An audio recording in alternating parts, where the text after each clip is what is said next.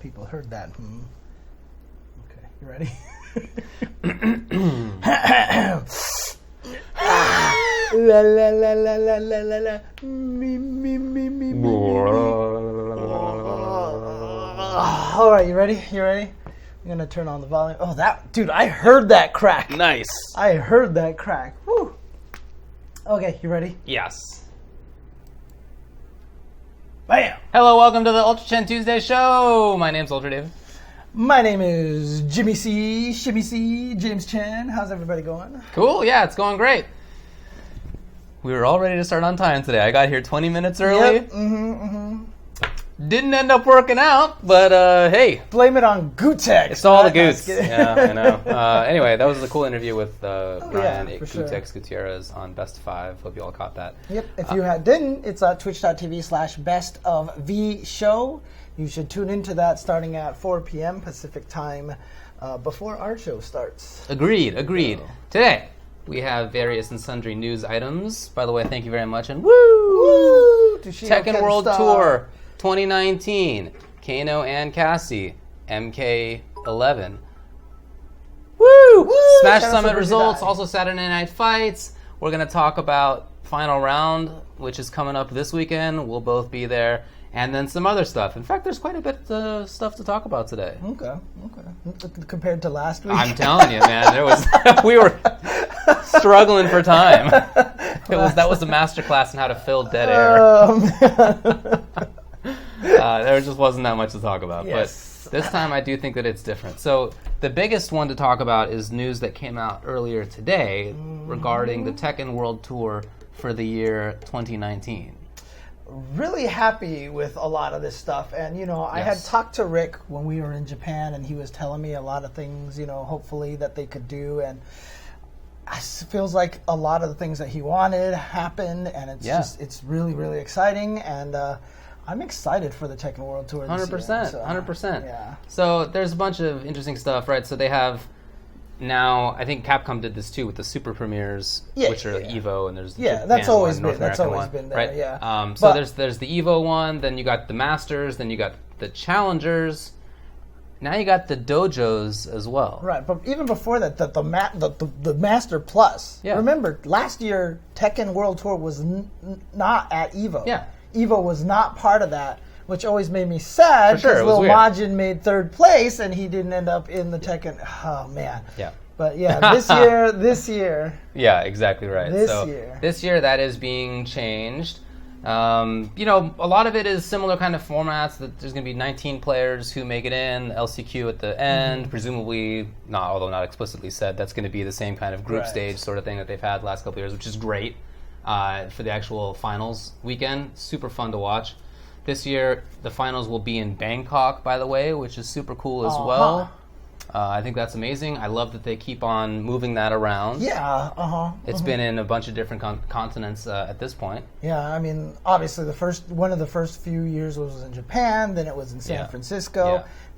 Then it was Amsterdam. Now it's in Bangkok, and that's really exciting. So because cool. It's a world tour. It's in Asia, and they could have just went to Korea or they could have went to Japan, but they tried something different, and they're going with Bangkok, and I think that's really exciting. I love it. But so the biggest news is how they're doing the points and this new dojo category. I think that's fair to say that those are the two biggest things. Not just in the fact that Evo's there, but there'll be points for everybody in the Master through the Challengers. Sorry. We just had an anonymous cheerer. That is literally their name, and they cheered for one cheer. Wow. One bit. Thanks for watching an ad to get that bit. I appreciate it. That's nice of you. Woo! Anyway, so people at the Master events are going to get points for 1st through 25th places. I'll get points. Challengers 1st through 13th. And then the thing about the dojos is that it's an opt-in category. Right. So this actually just lets... So you have your set premieres, your set masters, right? Your set challengers, right? Those are all decided in advance. They announced a bunch of them. But on top of that, there are these dojos things where anybody who runs a Tekken tournament that I think the conditions are like it has to be on Smash GG, you have to have at least 16 people. Right. As long as those conditions are met, I think it's once a month that the same TO can do it. As long as those conditions are met, then your tournament can be part of the Tekken World Tour. You get points for the players, depending on how many entrants there are. There will be different sort of points given out to a different number of players or different allotment of points. But the point is that allows tournaments that are not explicitly in the tour to get into the tour. Yes. What do you think? I mean, I think it's a really cool idea. It promotes the community stuff a little bit more. It'll encourage people to travel to their weeklies. That's kind of, I think, the goal of this is to really kind of boost up the local communities. Now, someone in the chat, Fudo Stamps, keeps bringing up Apex points, right? Okay. Like, I don't know if you remember. Sure, I remember that, yeah. So back in the day, Shoryuken.com tried to You got an old-timer over there, jeez. They tried to set up something called Apex, which this is not Apex. We're talking about some Apex legend here, okay? That's right, yeah. Right? This is some Apex legend. What is this, 15 years ago, probably? Uh-huh. And basically, as long as you threw a weekly, you could enter it into the tournament, and the amount of points you got depended on the number of entrants were in there. Well, there were some TOs that definitely signed up. Everybody, there was probably some made-up names. Shenanigans. Yeah, going on in there. I won't name the TO. Okay. I don't remember. But, you know, I couldn't even understand that. I know. That was okay. All right. That worked very well. Yes, it did. It did. I hope that doesn't happen for this, right? Yeah. I hope there's some way to verify it and be a little bit more. So it has to be on Smash GG. So I feel like maybe they're offloading that aspect of it to Smash GG. Right. Maybe that's the intention anyway. Because can you enter into a tournament if you're into a Smash GG tournament if you don't have a Smash GG account, or can they just enter any name? I mean, you could do like an in-person last-minute registration, I guess. But if you're going to sign up in advance, then you have to have an account. Okay. Yeah. Anyway, so this dojos thing, I think you're right. I think the intention of it is to prioritize locals, or to incentivize attending locals and regional events. So oftentimes it feels that with these things like challengers or rankings or masters or premieres, whatever, the biggest tournaments, those are the ones that I feel like they're the ones that are the priority, right? Yeah. And regardless of what role you're taking, right? Are you a player? You want to go to the big ones. Of course. Whether you're a top player, obviously you win more money and points. Even if you're not, maybe you get to play against one of these players, and that's a good thing. You test yourself, right? If you're a viewer, you really want to watch the ones where like all the top players are naturally, and you kind of are less interested in the things that are weekly and regular. I get all of that. So this is a way to make it so that even for the top players, even for people who want to test themselves, for people who want to watch stuff, this is a way to make the locals, the regionals, more important again. Yes, and again, that just kind of helps bolster the communities around the world, in my opinion. I think that's a great idea, because, like, think about it. If this starts making it so that everybody goes to Wednesday night fights, or NLBC, because they're running Tekken there, and then they can get 16 people the first week, and then everyone's like, oh man, I need to get in on this. And then all of a sudden the next week it's 21 people. And the next week it's 25. And then the next week it's 33. And then, you know, I really like that. And with the way that it is today, they can probably do a lot more verification and have better ways to ensure that we don't have the old school Apex cheating kind of things, you know. So I think that's really, really cool. Or Super Arcade as well. Yeah, Super Arcade's been running a lot of Tekken stuff. And, you know, Super Arcade could be like, oh, well, I'm going in on this. Yeah, for right? sure. Like, here, massive support for the Tekken. For sure. And, you know, as the year goes, okay, so the other big important thing to talk about in terms of the structure here is that, before we get to the rest of what I was just going to talk about, is that your results will only count from your best placings in the different categories. So you can get up to 3 best placings at a Masters event, at Masters events, I should say. 3 at Challenger events, and 4 at Dojo events. Right. So say hypothetically, you get first place at 3 different Masters tournaments. Well, now you don't have a points incentive to go to any more, because you just can't get any more points from Masters. So there's not, at least in points, maybe there's other reasons to go, right? Maybe cash, or money, travel, whatever, experience, I mean, other reasons, but points, that's it. Same thing with Challengers. So if you get 3 first places at a Challengers, that's it. You know, you can't do any better than that. For dojos, it's 4. You can get up to 4 dojos, and again, if you get 4 first places, then you can't do any better than that. But that means that as somebody who wants to get as many points as possible on the Tekken World Tour, ideally, you do your best at 3 Masters, 3 Challengers, and 4 Dojos. That is to say, you're traveling however far for 3 or 6 of those. The other 4, maybe you don't need to. Maybe your locals are good enough. And remember, too, I think the way that it works is like if you finish, like, say, 1st, 3rd, and 4th, right, and then you keep trying again. Or let's say you finish 1st, 2nd, and 4th, then as long as you finish 3rd or higher, you get a better points for that category. It takes your 3 best. Right. Exactly. So, but if you actually are like me and travel to 3 tournaments and win all 3 of them, I mean, he won so many events, he stopped traveling early on anyway, right? So now it just kind of replicates that. But, you know... But so what they said in the video, it was a video that was streamed earlier, was that there is a maximum point score that you can get as a result of this format. So it's 2,000 maximum points. Well, so here's my question, though. If, let's say, I get first, and second, right? And then at the other turn, like let's say at that tournament someone has 3rd place, right? Let's say then I win 1st place, and so that 2nd place is a race now, right? Does the points go to the 3rd place person? Does it shift down? You know, do they? Well, the third place person got points anyway. Right, but now do they get more points? No, they still got 3rd. Okay, so the 2nd place points then are basically eradicated, and they're gone, right? Or for example, if I win 3 tournaments and I go to a 4th one and I win that one again, does the 2nd place person get 1st place points? Nope, they get 2nd place. Okay, so those points are eradicated again as well. Okay. Yeah, that's my understanding anyway. And if anybody in the chat knows differently and better, let me know. But that is my understanding. Okay. So anyway, I think that this is a very interesting format. It's certainly points don't shift according to Curly That's W. my understanding as well.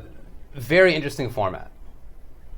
I remember hearing about it earlier as well, at least in the early stages of planning for it. And my feedback was that I felt that it was complicated, but I understood where the intention was coming from, right? So I really like the intention of trying to prioritize locals.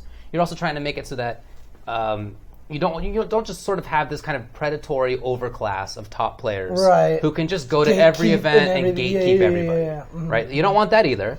So how do you incentivize them to not do that in a way that it doesn't feel sort of heavy-handed, or isn't just regional based? It's kind of hard to follow the regional stuff, and it isn't so much like it used to be in the CPT where you win a premier, you're in. So like you win one and you can go home. Exactly. It's not like, at least hopefully we'll see Nia at 3 events. We'll see JDCR at least 4 or 5. Right, exactly. You know, right? So as a top player, you do have an incentive certainly to travel at least to 3 Masters, at least to 3 Challengers. If you have to travel for a dojo, maybe as well. So it's not disincentivizing travel at all. Exactly. It's just trying to make it so that there's not constant gatekeeping. Right.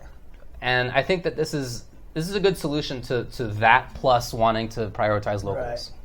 But I mean, honestly, like Beansy in the chat says that, you know, gatekeeping could be even more evil now, because if you just went and won every tournament, you're just killing points everywhere. I mean, I guess that's true, but you're not increasing your lead. There's a maximum points that you can have. And not only that, but honestly, even if you didn't enter, whoever got second place probably would be winning into that points. Now the first place total isn't what you're looking for. It's the second place total. Right. And it won't really change the standings all that much. I think it's a pretty good solution. Yeah. There's no regional aspect to it, right? As far as I understand, it doesn't seem like it. And I like that. So I really like trying to make sure that there are players from all over the place who are represented, right? Excellent goal. I like that's been an important part of all of the Pro Tours for various games.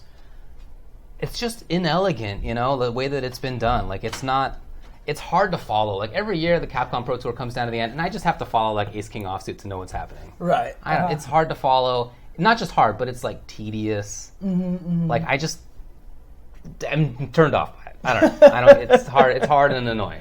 But this way, even though it's also complicated, it's I don't know, there's something more interesting to me about it, that there could be like a maximum point score, and I know to look out for each player. Like, have they been to 3 premieres, or to 3 masters, and gotten first at every one of them? If so, they're done. If not, they could still get a first, and this is like intelligible stuff to me. You know, it's like digestible, I guess I should say. So I like it. I think it's cool. Yeah. I mean, also another thing too. Did you mention it yet? The prize pool. Oh, I didn't mention it. No. Yeah, the prize pool has increased overall for the Tekken World Tour by quite a bit. So yeah, exactly. Hopefully that means that next year. This coming year, that the first place for winning Tekken World Tour will get a little bit more cash. So I think they said the total was... So the total is $185K. Okay. The first place winner gets $30K. $30K. So that's 4 times-ish, maybe a little bit more than 4 times what first place got last time. So it's a significant increase. Right. Okay. So $30K. Definitely a lot better than 7.5K from last year. Oh, was it 7? I thought it was like 9.5. Was it 7.5? No, it was 7.5. It was 7,500 last year. Yeah. So. Wait, did I say it was 4 times? Did I just... I think I might have done the math wrong in my head, but it turned out right. That's cool. Shout outs to me. Woohoo! Yeah. All right. Yeah. Okay. But yeah, no, that's great. Obviously, there was some talk at the end of the Tekken World Tour last year. Yeah. Like, is this sustainable for the players? I saw a lot of players saying that if it stayed the same, that they couldn't do it anymore, that they just basically have to stop. But I saw some other players saying like, "Oh, now I can start planning for everything this year." You know, right. So yeah, exactly. And of course, we've got all the new characters in there now. So Julia and Negan have been added. Can't wait to see how they do. So it starts at the mix-up. Right. In France. In France. That's on April 20th. It doesn't start at final round. It doesn't have final round on the tour, and you know, historically Atlanta has been such a good Tekken scene. One of the strongest. Final Tekken round in particular has been like a very strong Tekken tournament its entire history. So I think that's a little unfortunate. I don't know what the deal is, but at least near the end of this year, there is going to be a DreamHack Atlanta that's part of the tour. So there will be an Atlanta scene representation. So someone says that we should just play the trailer on the stream. Oh, okay, sure. Let me see if I can find the video here. Okay. I mean, feel free to keep talking while I'm looking for this video here. So okay, sure. So there's a lot of the tournaments that you might expect, right? The mix-up, there's Battle Arena Melbourne, Combo Breaker, CEO, a bunch more, Fighting Games Challenge in Poland, VS Fighting, Summer Jam. There's, you can check it all out online. What I also think is really cool, though, is that there's some that you may not expect so much. Like, for example, or unless you have the video. I do have the video right over here. So my question... I think that they showed it in the video, so we can just show it there. So my question, for people at home, can you hear the audio of the video? I'm just curious right now. Like, can you actually hear that, guys? Can you hear that? Just want to make sure. Yes, okay. Just want to make sure my audio settings are correct, because you know how things go with audio here on the Ultra Chen Studios here. So let's go ahead and just capture this real quick. There we go. All right, so let's just play this bad boy here for you guys. Cool. Let's do this. I'm going to turn this up just so David can hear it. Thank you very much. So, there you go. Oh, it doesn't even do that loud. Welcome back to the Tekken World Tour, featuring a total prize pool of over $185,000. Damn.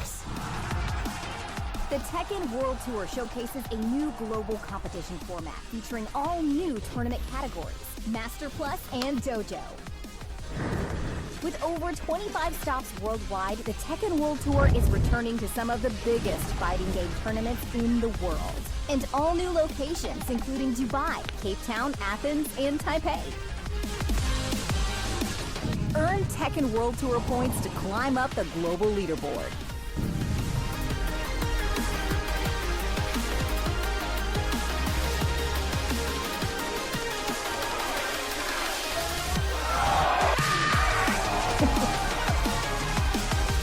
Punch your way to the World Finals by combining your best placements in each tournament category.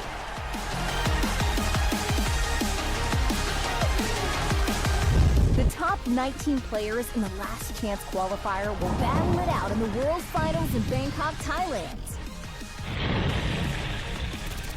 We'll see you at the first stop on April 20th at the Mix-Up in Lyon, France. For more information, visit TekkenWorldTour.com. You know when you can listen to somebody's voice and know that when they were talking, they were smiling? you know what I'm talking about? Yeah. Nice work, lady. Yeah. Whoever that was. She was definitely smiling. Definitely smiling while talking. Definitely smiling while talking. Yeah. So what I really like about this as well is that they have locations that have been underserved in the past. Oh yeah. So Cape Town, South Africa. I was just about to mention that. As far as I know, this is the first time any of these Pro Tours has done any location in Africa. Yeah. As far as I know. I think so. I believe that's accurate. Let me know if that's wrong though. That's awesome. I remember specifically last year, maybe it was, getting a video from the Cape Town scene. Remember that? Yeah. They were trying to be like, hey, everybody, like, we have a scene. There's a scene we here. Exist. We play fighting games. Pay attention. Please don't ignore us anymore. And maybe that worked. That was my thought on seeing this. Maybe that video actually worked. I didn't even think about that. Okay, I don't know. Okay. But I think that'd be really cool if so. Yeah. I think that's so cool. Look, there's a lot of people in South Africa, and especially... I mean, after how well Arslan Ash did at Evo Japan, I really feel it's important to pay attention to areas that you may not have been thinking about 5-10 years ago, if from our North American perspective. So this is a perfect thing. Yeah. I don't know anything about the scene in South Africa. And we're going to find out. We'll find out. And that's the best We'll part. know something about it. We have often said this, cool. like whenever we travel to different events, we're always like, I'm so happy we get to see the Montreal locals here. We are so happy we get to see, the Kansas locals here, et cetera, wherever the tournaments have taken us. It's always cool to see what those guys can do. And a lot of times, you never know, right? You have a situation where Arslan Ash just comes out and all of a sudden just like destroys everybody, and then he's like, I need to fly to Pakistan and actually play. So there you go. That's super cool. There's a couple tournaments in Peru, or there's a tournament in Peru, a couple in South America. Australia is still in there. There's a couple in there that are a little mysterious. There was Orange County. I thought SCR wasn't happening this year. There's no SCR, so I don't know. We'll see. Interesting. Right, there were a couple things like that. There's also Dubai, which is cool. Middle East is getting some representation.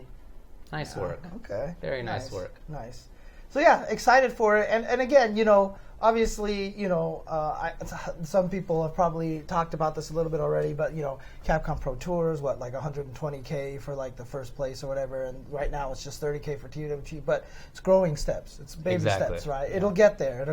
I hope so. Remember, CPT's been running for a few years already, and if the Tekken World Tour proves to be successful, and Tekken is so hot right now, and it's like the game that like everybody is noticing and paying attention to. So, like, if this game actually keeps growing and growing, and this World Tour gives it more, play and more publicity, absolutely next year Bandai Namco will be like, yes, boom, here's more. Boom, I hope so. I definitely hope so. There you go. Yeah, very cool. Alberto Maestro from Peru, right? There's all these players from all over the world who I hope will be better served by this, even though there's not an explicit regional thing. Hopefully the way that the regionals are spread out, or that the challengers are spread out, and the fact that regionals and locals can be in the dojo, hopefully those two things at least give them a good chance all over the place. Without having this kind of burdensome, separate regional rankings. It's kind of hard to follow. I'm happy. Yeah. And like I said, I feel like the game is in a good spot as well. I mean, last Tekken World Tour was won by freaking Panda, that cool. Nobody was expecting, and balance patches coming out and new characters, and season 2 has been all up. And have you tried? You haven't been playing any Tekken? I have not. Okay. I haven't had a chance to try Negan at all. Although according to Negan's not particularly strong right now. That he doesn't know if he's going to stick with him or not. Oh, is he playing him? He was playing him in that 12v12 exhibition, right? So he was Negan, right? Oh my god. Yeah. But I have messed with Julia a little bit. I haven't taken her online. I've just played her. Okay. She turned out... Because it's funny, because I still remember way back like in Tekken 5, I think it was. Like, it was someone like Wizard was trying to teach me how to play Tekken. And he was like, you should just try using Julia because she's very Street Fighter-y and whatever like that. And so like I was like, all right, let me play her in this version. And you know what? I guess she's been very technical all this whole time. Okay. But she's really technical. Like she has some like crazy execution because her like main move that she uses, which is the Party Crasher, the elbow. That thing, you can't buffer it. Like, you know, in Street Fighter, if you whiff a roundhouse, I can do quarter circle forward, and then when the roundhouse ends, I hit punch, and then the fireball comes out. You can't do that in this game.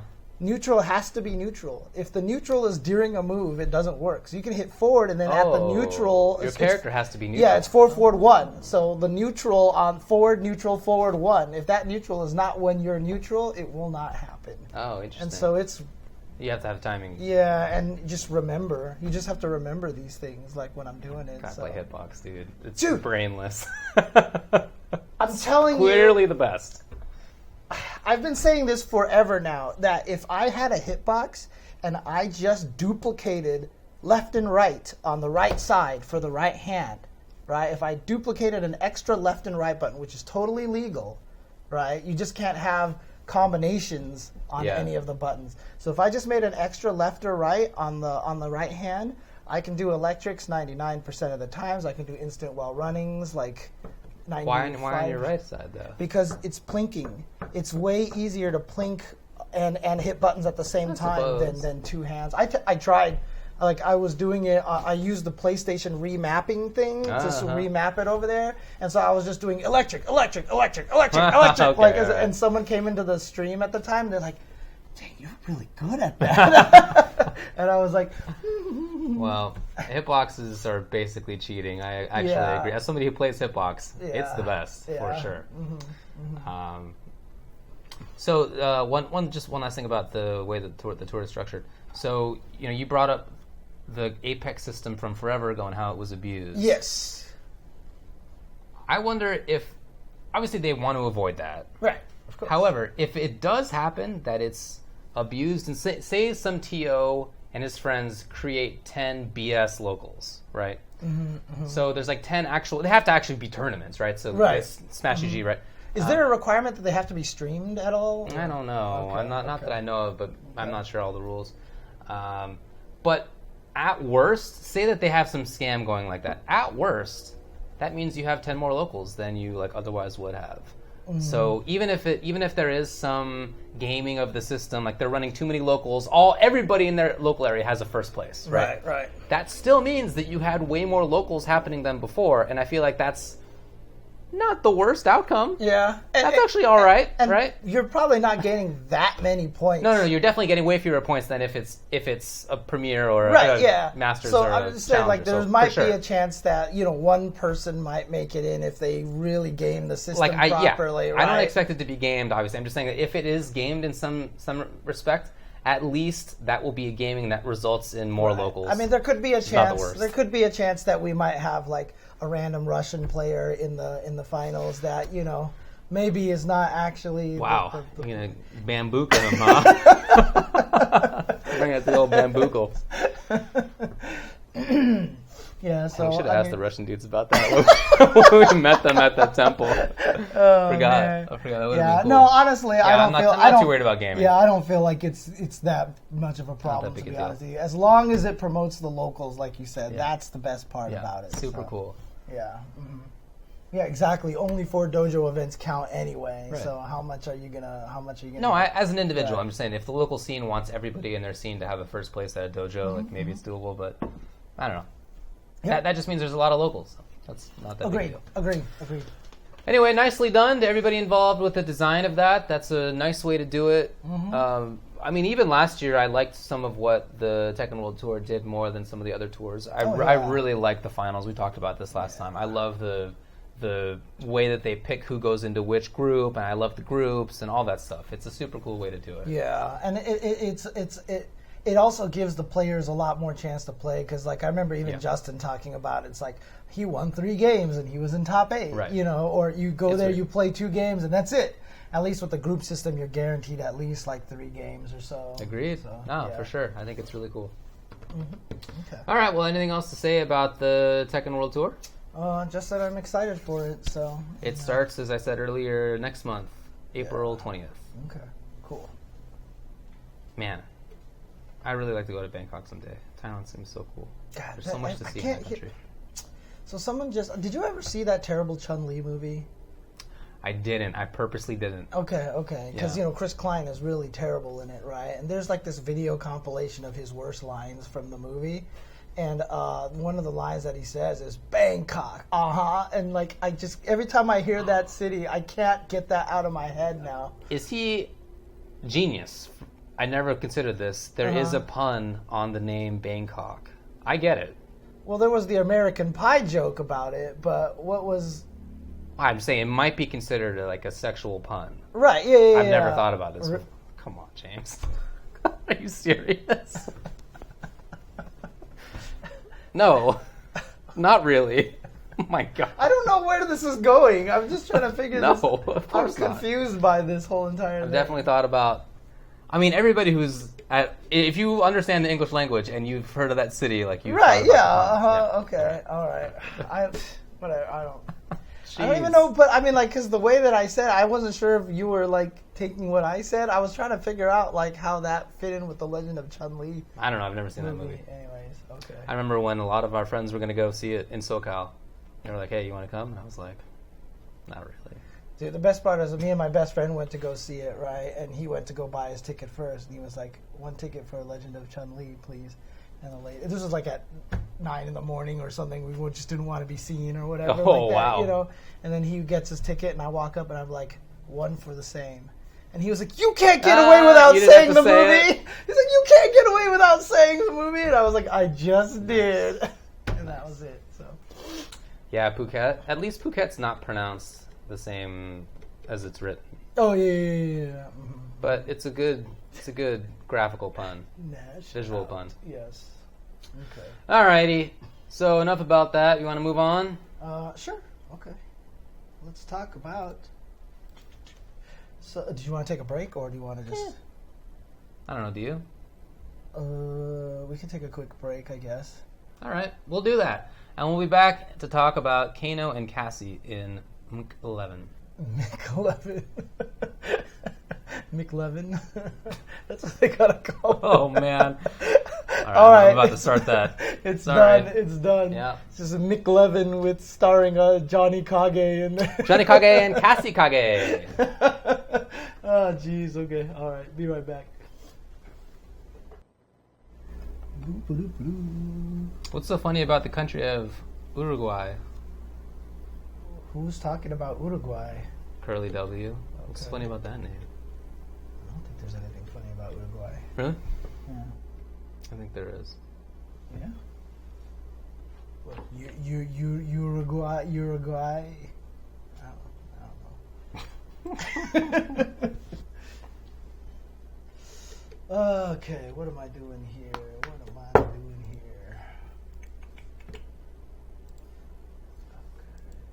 Oh, have you seen that documentary on the Fire Festival? I have not. I have not watched that, actually. I heard about that, obviously.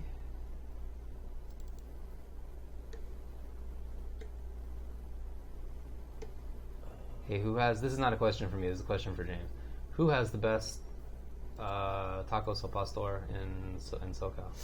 I'm not sure, to be honest with you. Now, I was told about a place that had the most bomb tacos al pastor, but I can't remember where that was at. I can't remember where it was at anymore. So I'll have to ask. It might have been a JJ who mentioned it or something like that. So got it. Oh, man, it makes me sad. However, I will say that I did manage to visit Lolita's in San Diego and have some of those carne asada fries that everybody's been talking about. Yeah? And I'm just going to say that they were pretty freaking good, okay? So, yeah, I am definitely a fan, and I would definitely do it again. Let's just put it that way. So, all right, man. So, yeah, I had that, and I had... it was an adobada taco, carne adobada, ADOBADA. All right. Yeah. A lot of tacos that are off limits to me. So. Oh, because they're all pork, right? Yeah. Al pastor is also pork, right? Yes, that's why I don't know about it. Okay. I'm a big fan of lengua, though. I like lengua a lot. What is that? Tongue. Oh yeah, okay. It's cow tongue, though. Totally different. I haven't been able to get into that, so I don't actually. I usually don't eat like cow tongue stuff. So yeah, it's too gummy for me. Yeah, it's very chewy, Yeah, I guess. It's eaten in like Jews eat it, so it's not the first time I had tongue. Oh, okay. Not that we have tongue on a nightly basis, I understand, but. I like tongue. What? Is it also this tier here? Yeah. Okay. Oops.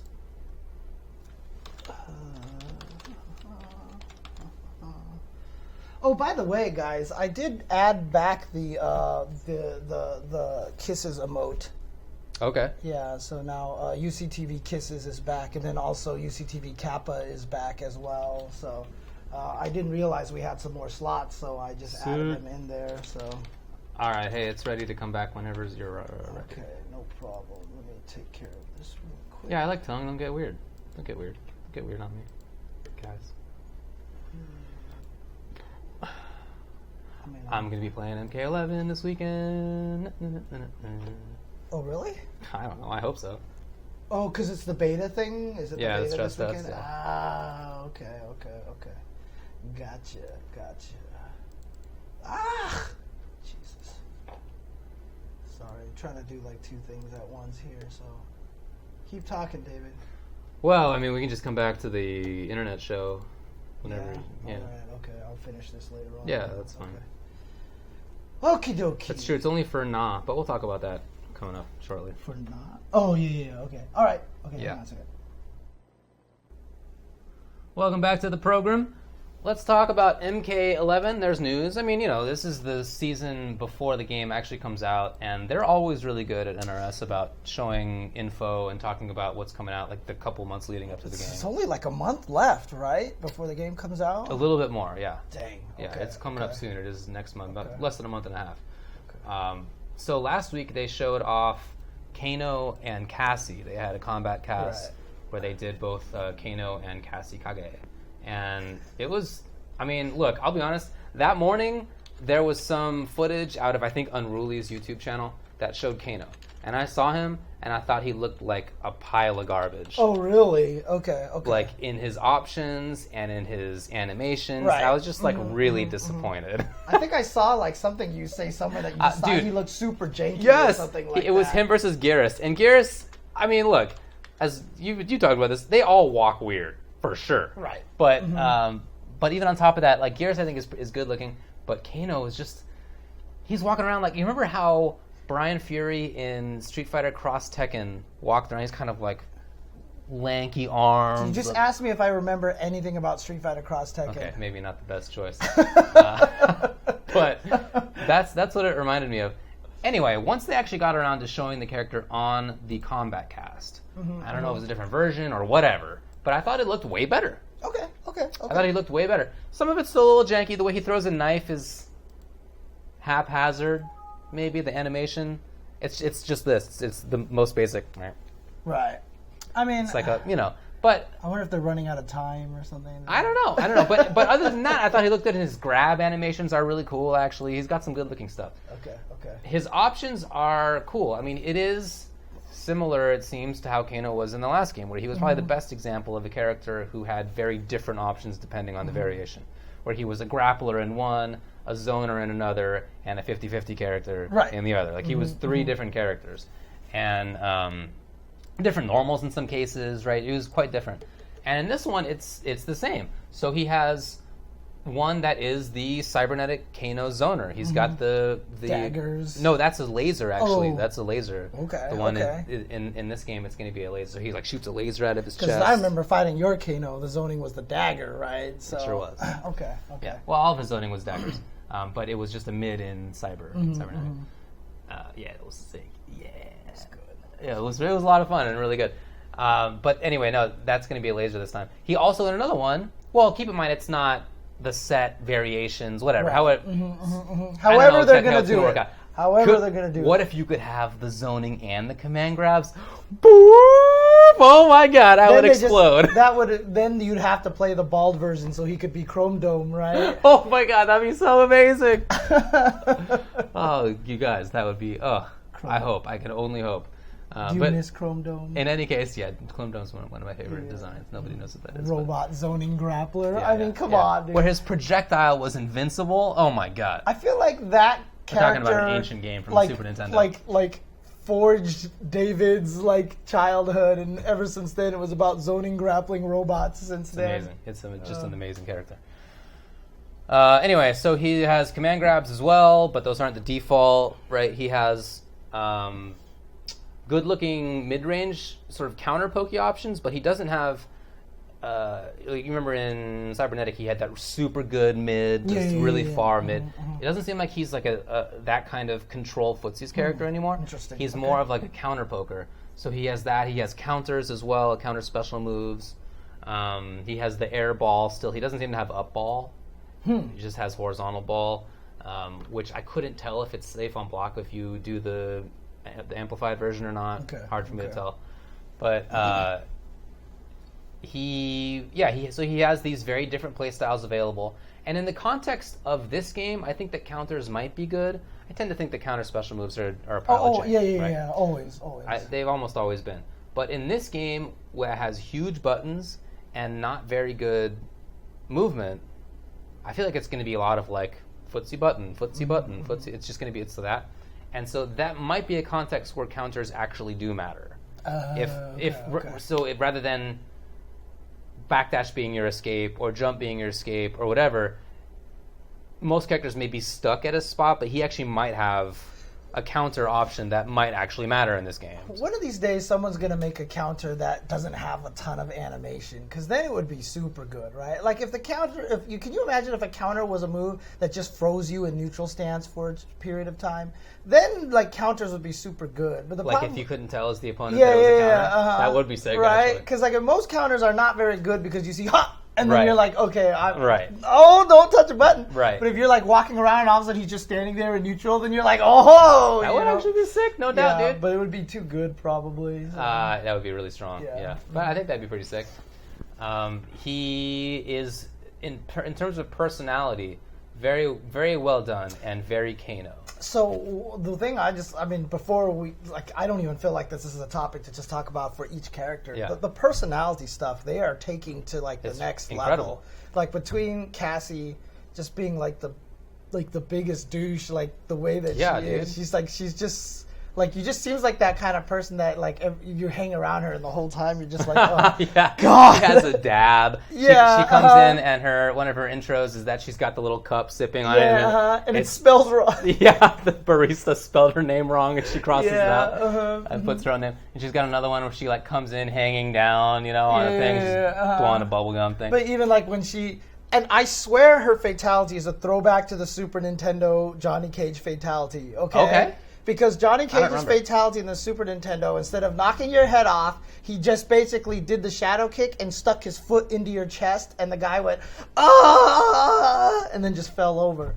And I tweeted that. I was like, I swear that this is a throwback to it. And a whole bunch of people were like, no, I thought the exact same thing. So you're talking about the one where she kicks the dude's skeleton out of his body? Yeah, where he just kicks the hole through their chest. She just sits back and shadow kicks and kicks the hole, and then she does the heart and the kiss. Oh, that okay. I was thinking of and then she does the heart and the kiss. That makes sense. I think that's a throwback to it. I think that's. Did she have one where she kicks the skeleton out of you? I haven't seen that one yet. Oh, okay. Yeah, it's a little weird. She runs up to you while shooting guns, and then she forgets about the guns and kicks you in the balls, and your skeleton pops out of your body. Oh, God. Okay. Yeah, I don't know what that's about, but her personality is really well done. some more has come out about Johnny. Yeah. So like he does the little like finger circle, whatever it is, and dude, I mean they are going all in with so this. Like he's cussing. He's swearing up a storm now, sure. dude. Like he's flipping the bird to the camera. He's like F this, F you, like all over the place. I was like, whoa, they're going all in. And even like Kano's intro, he's taking a piss on the ground and everything. They were just like not holding back at all. They're just going all out, and it's actually kind of funny. Yeah, no, it's a blast. Yeah, for sure. They've put a lot of personality into it. So after having seen that and the demonstration, it actually was a really cool combo that Tyler Lansdowne did with Kano. Okay. That seemed like it was maybe difficult executionally. It doesn't seem like a game so far that has a lot of like big juggles. It doesn't seem like that's what they're going for. But this actually was kind of a long combo. It was cool. Okay. And it was with command grabs too, which makes me excited. Yeah. So yeah, anyway, I came away from the show thinking that Kano actually was interesting, and I'm gonna give him a try. You know, I was like way higher on the character afterward than I was coming into it. Right. And then what about Cassie then? Cassie has some stuff that seems similar from the previous times, but she has. I mean, her options are. I mean, not what I'm interested in, I suppose. Like they're a little bit more mix-up-y, 50-50 kind of things. She's not going to zone. She's not going to grab. She's going to be like a mid-rangey kind of pressure character. I mean, she definitely seems like she has some good options for sure. Yeah, but it's not whatever. I was like, man. I love your objective analysis of characters when they, I may have checked out a little bit. Not necessarily appealed to you I may have checked out a little bit at that point. I was like, how's Cassie Cage? And you're like, like whatever. I picture the itchy and scratchy, standing there. Yeah. Definitely right. With Bart trying to use his imagination, Definitely right. Nothing can beat the imagination of a child. Yeah. For sure. Yeah. Oh God! If you gave Cassie a sword, that would make you even less interested. Yeah. Even less interested. Anyway, she seemed like she had good options. Nothing about that. She has a drone. She has some cool stuff out of the drone. But yeah, I guess we'll see. She does have a gun. I mean, one thing that I think is cool so far, talking about the personality of all the characters so far, is that they all do use their weapon, whatever their weapon is, more often. So Kano's got a lot of buttons that have swords on them, like knives on them. Right. Not just throwing a knife now, but like attacking. Footsies have knives. Yeah. And Cassie uses her gun a lot, so it's not just that she has gunshots like to zone or whatever it is. She also has buttons that use the gun. She uses the gun in her fatal blows. See, now I just want them to put a nunchuck character in the game, because I swear outside of Maxi, like everyone who has nunchucks don't actually use them when they fight. Right? Fei Long has nunchucks. Talbane has nunchucks. Yeah, okay, that's true. They don't ever really do anything with them. So didn't Liu Kang have a nunchuck? Did Liu Kang have nunchucks? At some point. Liu Kang had nunchucks? I feel like there was one character in one of the 3D games that had nunchucks. He did, right? Oh, he did, huh? Oh, okay. I can't even remember anymore. Yeah, well, I mean, I mentioned Maxi already, obviously. Oh, Han Fu, that's right. But did he actually use his nunchucks? I can't even remember. I don't even remember who Han Fu was. Han Fu was the guy in CVS2 that jumps out and challenges Yamazaki and gets whipped in the ass and runs away in the intro sequence. Oh, I never knew the name. Yeah, that's Han Fu from one of the Fatal Fury games. Oh, okay, I didn't even know. I forgot who it was. I think it was when he fights Chun-Li, I think it is, and because I think the guy jumps out, tries to defend the honor of Chun-Li or something, and then whoosh, whoa, and he runs away. I do remember that animation. That was a lot of fun. That's Han Fu. It was Johnny who had them, really? Johnny Cage had nunchucks. Yeah, definitely in one of the 3D games, or maybe a couple of them. Okay. There were weapons-based stances. Right, in those games, I right? remember There that. were definitely some that had nunchucks for sure. Actually, I don't remember that because I never played any of those games. I rented those games, dude. dude. Did you actually? See, I was just about to ask. Did you actually play those? I actually rented them. Those old MK games? Yeah, I mean, I didn't purchase them permanently. Okay. Yeah, I did try them out, yeah. Wow, you're a braver soul than I am. I mean, I wasn't playing competitively at the time. Right. At least Did you actually rent MKDC? No, I didn't do that one. Because by that time I was playing competitively. Okay. And I didn't think positively at all about Mortal Kombat. And Superman Ground Pound was the infinite. Yeah, I heard about that. Pound. Minute one infinite. Pound. No, I did not. Yeah. So we are out of focus. There's going to be no Kombat cast this week. Oh, no. But there will be one the following week. And they showed a character like carrying a sword or kind of dragging a sword along the ground. Interesting. And that kind of looks like the sword that Kotal Khan has in the story trailer. So people are thinking it's going to be Kotal Khan. The only sword character I've ever liked. Because it's a makwahito and not a sword. Oh, right. Way cooler. So anyway, there's a story trailer. Did you watch that? Yes, I did, actually. And they do such a good job with their story trailers. And well, I mean, I never played the MKXL. No, wait, I did play the MKXL story. Okay. I did play that one. I heard it wasn't as good as the 9 one. Yeah, that seems fair. But, I mean, regardless, it looks like they put effort into their stories. Oh, yeah. They actually write scripts. They get people who actually have, good voice acting. It's not like they're chasing after random chess pieces to try to block out the sun or something my God, like that was the Pandora mode? Was that? No, that was in Street Fighter V. Like, they were was chasing, that in 5? They were chasing after, these random chess pieces that were, didn't make any sense, so they could put in a machine so, Bison could, block out the sun like Mr. Burns or something like that. Oh, boy, that's tough. God. I never played that. Yeah. And there's no characters that show up in 2D stills that look like they're, Naga witch lords. What? Wait, what? You know how Laura has that one pain where she's, a kind of snake woman? Okay. But that wasn't even story. That was the not the story. Pre-story story mode, whatever. Yeah. Anyway, no, the story mode does look good. I think that's to be expected. There were a bunch of characters that showed up in it. Oh yeah, there's a whole. There's a whole bunch. You got to see what D'Vorah looks like in game for the first time. Right, because the thing about it was though, remember in MKXL, Baraka, Rain were all in the story mode. You fought them. You never got to play Smoke, them. I think was. Yeah, you never got to play them. So being in that story mode doesn't necessarily mean that you're playable, right? Right. No, for sure.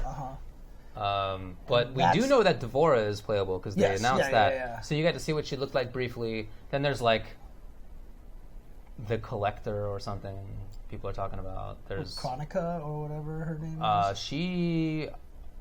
She's in the trailer, but no, the Collector's like this four-armed creature. Oh, I don't know. Okay. I don't know. I guess we'll see, but yeah. Yeah, no, I thought it looked good. It was cool to see those characters. The question is, are they actually going to still say in the story mode the Shirai Ryu? Oh, yes. Definitely. And is it going to... Don't you think so?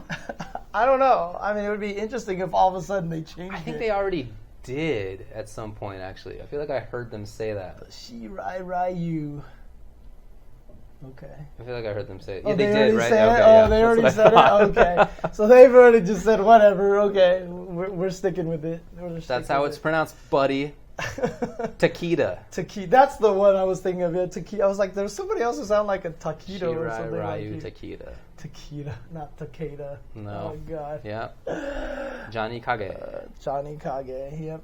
Johnny Kage, which means shadow, has shadow kick. Right? It's so obvious. I know. It's so obvious. It was meant to be. It was meant to be. Yeah. It was clearly intended. Exactly. They also announced Aaron Black today. Oh, they announced him today? Okay. Because he was in the story mode, right? Yeah. So he was in that story mode preview. And Yeah, we got he to see was. him a little bit. So. But they officially announced him today. Okay. Also, the stress test is this weekend. It's the 15th to the 17th. Only if you live in the greatest land in the world. But what if... The United States of America. What if you're traveling to Atlanta and don't have access to your console and your TV? However, I will be traveling to Atlanta with my console and TV. You're bringing in, huh? I'll bring my setup. Yep, we have a games monitor and a backpack for the PS4. You know it, dude. I definitely will be bringing it. Yes. Okay. I don't know that I'm going to get in because they don't actually say who's in the stress test until Friday morning. They give you a code. That's what their email confirmation said. Oh, really? You don't even find out if you're in it? Friday morning, if you're in it.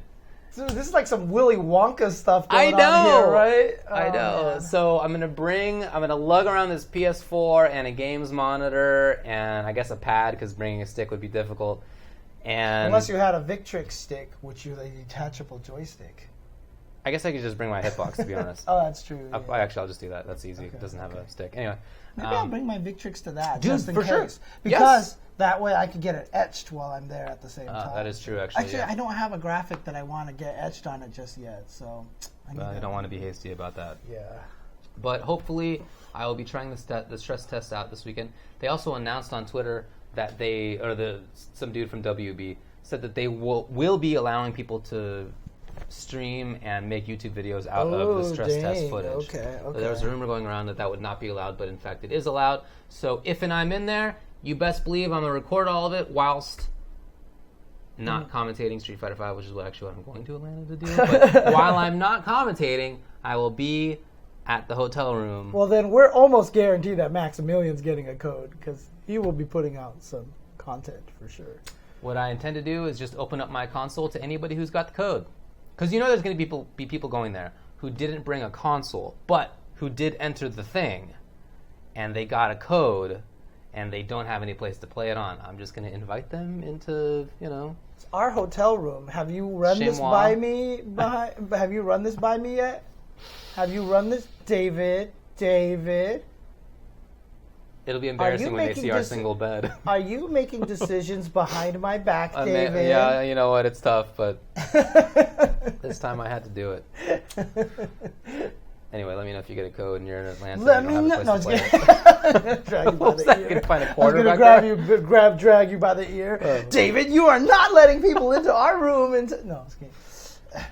But yeah, I definitely hope to play it. We don't know which characters will be in there, but you got to think at least Garrus will be because he was one of the first ones announced, and that's all that matters. I want Johnny Cage. Johnny Cage in there. Yeah. No, he does look cool. There's a lot of cool looking characters. Johnny Cage is he's fun looking. He has so many the personality they did for him is just so good, and that fatality is just amazing. Yeah, so. For sure. So it might be one of the only fatalities that I would actually just keep doing. I can see that. It is funny. I felt like it. So. Anyway, a lot of MK stuff going on. Okay. But I suppose that's about it for now. Okay. All right. What else do we got on the docket? Oh, yeah. Let's talk about the Smash Ultimate Summit. Did you watch any of this? I had it on in the background while I was doing some cleaning and stuff like that, so I was able to watch a little bit of it. I was just really glad to see guys like Armada and Mango there, melee heads playing the game and everything like that. And when I saw Armada versus Leffen, they had both been undefeated at the time, and they had both been winless at the time. And then Leffen almost looked like he was going to blow up Armada, but then Armada made a 0-2, it's a 2-2 comeback, and then Leffen won it in the end. But I was glad to see that, the Melee players were doing well. And every time they won, the commentators would start chanting Melee, which was actually kind of funny. The Summit always has a cool atmosphere, and it's cool to see on commentary and also the players having a good time. Mm-hmm. I always really appreciate that about it. I watched only the end of it in terms of the finals. Nice. And it was like a blow-up. So MK Leo won it. He 3-0'd DeBuzz at the end. Who was he using? In that set, Lucina. And who was But he also played Ike, Greninja, and Wolf. Who was DeBuzz using? DeBuzz in that one, I think, played Olimar and Rosalina. Okay. Oh, so he's still using Rosalina then. Yeah. Okay. Yeah. Third was Gluttony. That's cool. Fourth was Samsora. So basically, the top 8 was Smash 4. Of course. Right. Yeah. I mean, yeah. I guess that's not a big surprise, but Armada, Mewtwo King, Leffen, Mango, Plup were all in 9th through 13th place. Although Zero was also 13th. Oh, okay. I mean, again, this is not a slight on the Melee players, but it's just it's a different game. If you're playing only one game the whole entire time, see, a lot of those other guys had been playing Smash Brawl, Smash Wii U, and now Smash Ultimate, right? So they've just gotten used to adjusting. A lot of the Melee players have only played Melee. It's just like all the players who started with Street Fighter 4 and then went to Street Fighter 5, and they're like, why is this game not exactly like Street Fighter 4 like everybody does, right? And they have trouble adjusting to it. Of course. But then you have the people who've been playing all the games, and then when Street Fighter 5 came out, they're like, it's a different fighting game. I'm going to learn a different thing. Yeah. It wasn't a problem. So. Exactly right. So I thought that was cool to watch. I didn't watch any of the Mafia games. I didn't get to see them. I feel like I don't care about that, to be honest. Really? Dude, the one that was in the Dragon Ball house was the one that Chris Matrix was Galaxy I've Brain. only seen the clip of it. I didn't watch the whole game. Dude, I don't know. Chris I still don't know Matrix what the game Galaxy is. brained it so bad because, like, the whole entire time the chat was like, Sajam is too good. Like, he's just destroyed. Because Sajam was one of the Mafia. And he was destroying everybody because he was just like, logic, blah, blah, blah, blah. And then eventually Chris Matrix is like, no, you're making too much sense. He's like, you're being too logical. And then when I called you and Yipes out, when I called you out as Mafia, Yipes did not agree with me. And Yipes always has my back. So I guarantee that Yipes and Sajam are Mafia. And like up to that point, nobody, it looked like Sajam was like scot-free. Like nobody had suspected him. But then Chris Matrix said that.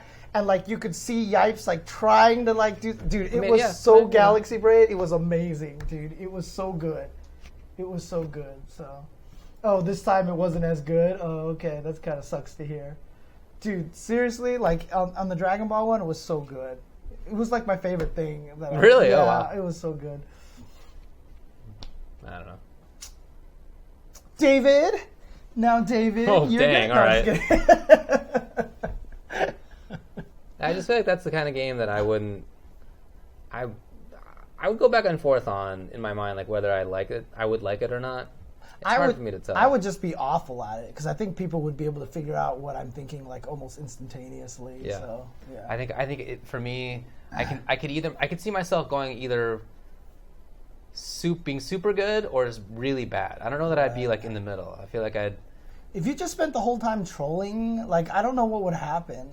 I'm like, I think that's probably what I would do. To be honest, probably just be a dick about it. Oh, if you guys don't know about Mafia, basically it's just a game where everybody sits around. They're all assigned roles, and there's a few people who are assigned to Mafia, and they're trying to get all the townsfolk killed. So there's definitely more townsfolk than there are Mafia. But then there's like all the secret information. There's a sniper rifle who can kill someone. There's a policeman who could ask anybody and find out if they're Mafia or not, you know, and stuff like that. And so it just goes through turn cycles like that, and you try to figure it out. And only the Mafia knows who the other Mafia are, because it's obviously very honor based, because it's like, you know, everyone puts their head down in the middle round, and it's like, okay, you know, if you're Mafia, you know, vote to kill this person, and you can see who's voting and stuff like that. You know, there's like little things like that. So if you're Mafia, could you get the other Mafia killed? Oh yeah. You could kill the other. Is Mafia there any incentive for you to win by yourself, or no, should you want to keep it? No. You want to keep everyone alive. Okay. Yeah. But at like one point in time, like Sajam had the vote for Yipes being Mafia, even though he knew he doesn't want to kill him. But like that was the only way he could try to pretend that he wasn't. And you know, at that point, if you're Yipes, don't you just say that Sajam's Mafia? Well, no, because you still want the Mafia to win, unless you just don't care, right? Unless you just don't care anymore. So I have questions about the like. I feel like this game would fall apart. apart. All right, you know what? I'm never gonna play with you. It doesn't sound like a great game. I'll be honest. See, because the problem is you're gonna be like, actually, see, is the rule stated that it's like this? So could I do this? And then everybody would be like, "Stop it, David." I probably would. Like, David, you're ruining the fun of this game. Stop it. That sounds way more fun. All right. Anyway, the thing happened. Like I said, I always enjoy watching summits because the commentary's fun and the it's a cool atmosphere.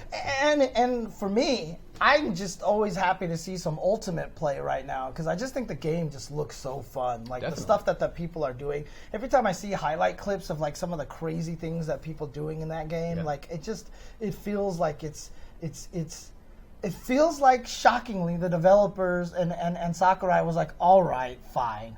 We'll make the game work for competitive play. We'll make it faster. We'll make it so you can do crazy combos and stuff like that. And we have this game that seems like everybody's. I mean, again, I'm not in the Smash community, so I don't know if it's overall just overwhelming. Like, my God, we love this game. I don't know if there are a lot of, you know, not counting Melee diehards, but like just general Smash fans who are like, God, I hate this game. The fact that you can't run through somebody is awful. You know, like I don't know. I haven't heard that since the game actually. Yeah, I know, right? Because it has barely really made a difference, to be honest with you. So. All right. Well, it was cool. Then there was also Saturday Night Fight. Did you watch this? I did not get a chance to watch it. I was not home at the time. Dude, I thought it was so. So this was Street Fighter V that aired on NBC. Yes. After Saturday Night Live, and they kept saying it would be after Saturday Night Live. I don't know what time that is. It's like 11, 12. I have no. It could be in my mind. It's anywhere between 11 and 1 a.m. Right. Yeah, I have no idea. I haven't watched the Saturday Night Live in this decade. It's probably 15 years ago that I watched a live Saturday Night Live. Who does that? I don't know. I don't know anybody personally. None of my friends on Facebook is ever like, "Did you guys catch the Saturday Night Live recently?" The only time I ever hear about it is on like some news program where they ripped Facebook on Trump. They're like, right. No, I never heard about it on Facebook. Oh, really? Okay. I've never heard. It's only if they like make fun of Trump and then Trump tweets about it. Oh, right. Okay. That's the only. Not even the Melissa McCarthy making fun of Sean Spicer stuff, you know. I guess that's it. Yeah. If it's political enough to like get into the news, then I'll hear about it, but I won't watch it. Still, I'll just be like, oh, there's a skit happening. Anyway, it was after Saturday Night Live, which meant that it was at some late night time, which meant that I was asleep. Okay. Also, it was on television, and I don't own one of those. You own a TV. You don't own cable. I own a monitor. Yeah. Wait, you don't have like a big TV in your living room? I have a large monitor. What does your wife use it to watch Netflix and stuff like that? Yeah. It's a TV. I mean, I guess. Just saying, like, it's not hooked up to anything that you would call TV. David. It's not. I told you, we don't have when cable. I watch Netflix on there, it is called a television. Okay, yeah. We're not getting any transmissions from the airwaves or anything. Even the digital version. Oh, God. You are working so hard to make sure this is not a TV. Anyway, so I was watching this monitor. The point is just that I didn't see it live. I heard about it later. So the teams were for Southern California, Chris Tatarian, Danka Diaz, SD Pinoy, Stupendous. And then there were qualifiers to see like who would be also selectable on the team. There's like a draft kind of thing. So a couple players made it to the draft. And SoCal picked Nigel from Texas, DEFCON Nigel, a boxer player. Yeah. NorCal had LPN, Alex Myers, Samurai, Genesis Frenzy, and Pavocado. You know what happened? Yeah, okay, it was a blow-up. Nigel 5-0'd Team NorCal. So this player who doesn't even really have anything in the game, like he's not, he's from Texas, not Southern California or Northern California. Everybody. His mix-ups were on point for sure, and some of the times was not even overhead. Like he did EX dash straight, V skill into low like 3 times, and they all hit at one point. So it's just his mix-ups either way were super good. He called out backdashes sometimes to blow them up. Like he just had the reads. The games were usually not so lopsided. I think he lost a round to everybody, or at least 4 of the matches, something like that. So they weren't runaways, but yeah, he ended up 5-0ing the whole team. I mean, that's kind of unfortunate for production. You never want to see that kind of blow up, right? Because you want it to kind of go longer and have, more good matches and stuff like that. So. And have a little bit more drama. But like I said, I haven't seen it yet. I heard that they did a good job explaining a lot of beginner stuff. I think that's true. Broadcast. So it's if anybody would like to see it, I saw it on NBC's website. You can see the replay on there, and yeah, it was good. I think it was well done. The sort of TV personality that they had for it. I wrote down the guy's name, Mike, I think. Mike, yeah. He was good. He did a great job, introducing the players. He had clearly done some homework. Right. He didn't get any. He did get one of the names wrong, but I think that might have been because he didn't see who it was who was coming out to play. Other than that, when he was talking with a player, he seemed to be reasonably in the know, not completely out of his own. Right. I appreciate that at least. They had Kelly Link, more of an esports personality, do the hosting.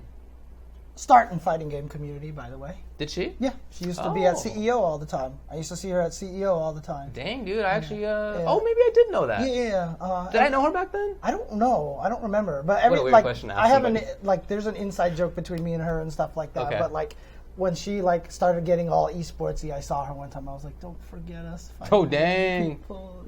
No, but she did start. She had to start. Oh, dang. All right, dude. Sick. That's awesome. Mm-hmm. Anyway, she did a good job hosting. And then Brass and Vicious did commentary. They did well. They're both good commentators. Really happy for Vicious, by the way. It was great. Really, yeah, really yeah, for sure. For him. Yeah. So, Get your chance on TV. Super cool. And I thought he did a good job there. Still have not had. I know. You'll get there. Yeah. Yeah. But one day. Because it was a blow up. Half kidding.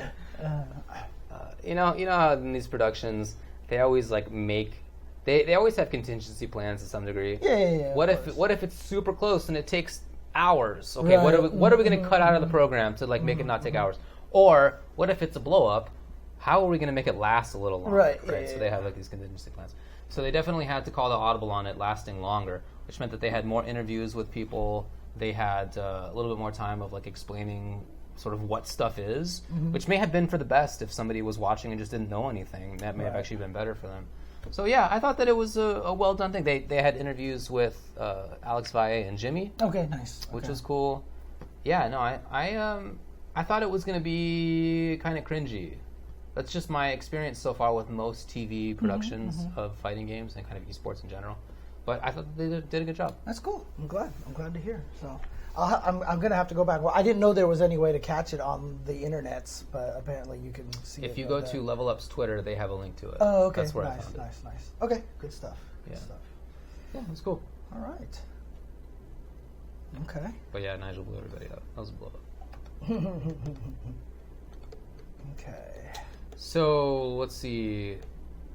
There's also, I guess that's it in terms of results. Oh, no, there's also Japan's Street Fighter League. The Rage you have stuff. that. You have that. Okay. Yeah, I do have that.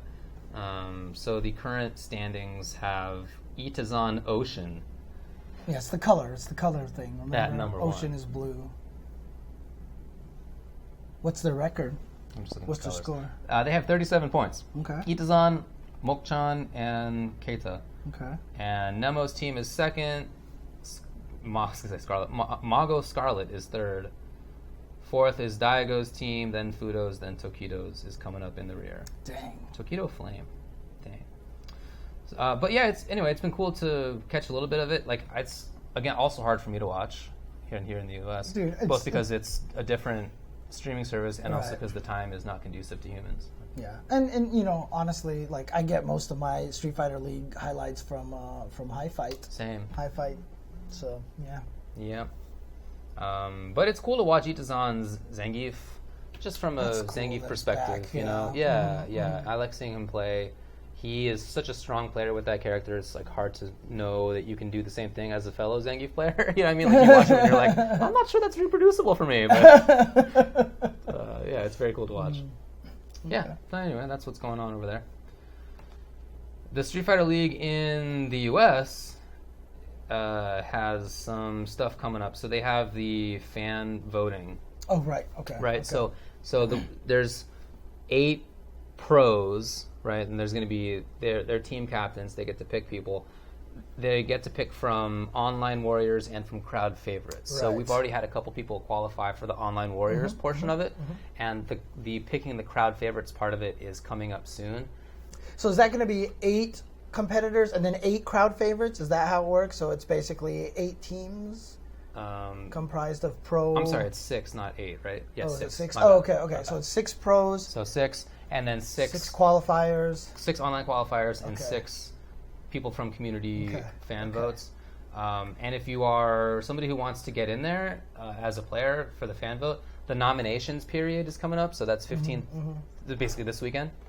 And you can nominate somebody to be available to be voted on later, to be one of those 6 who gets in there. So that's coming along as well. That's quite complicated. Right? I think that's complicated. It's nice because it's the same thing as the one that they're doing in Japan. Is that you get?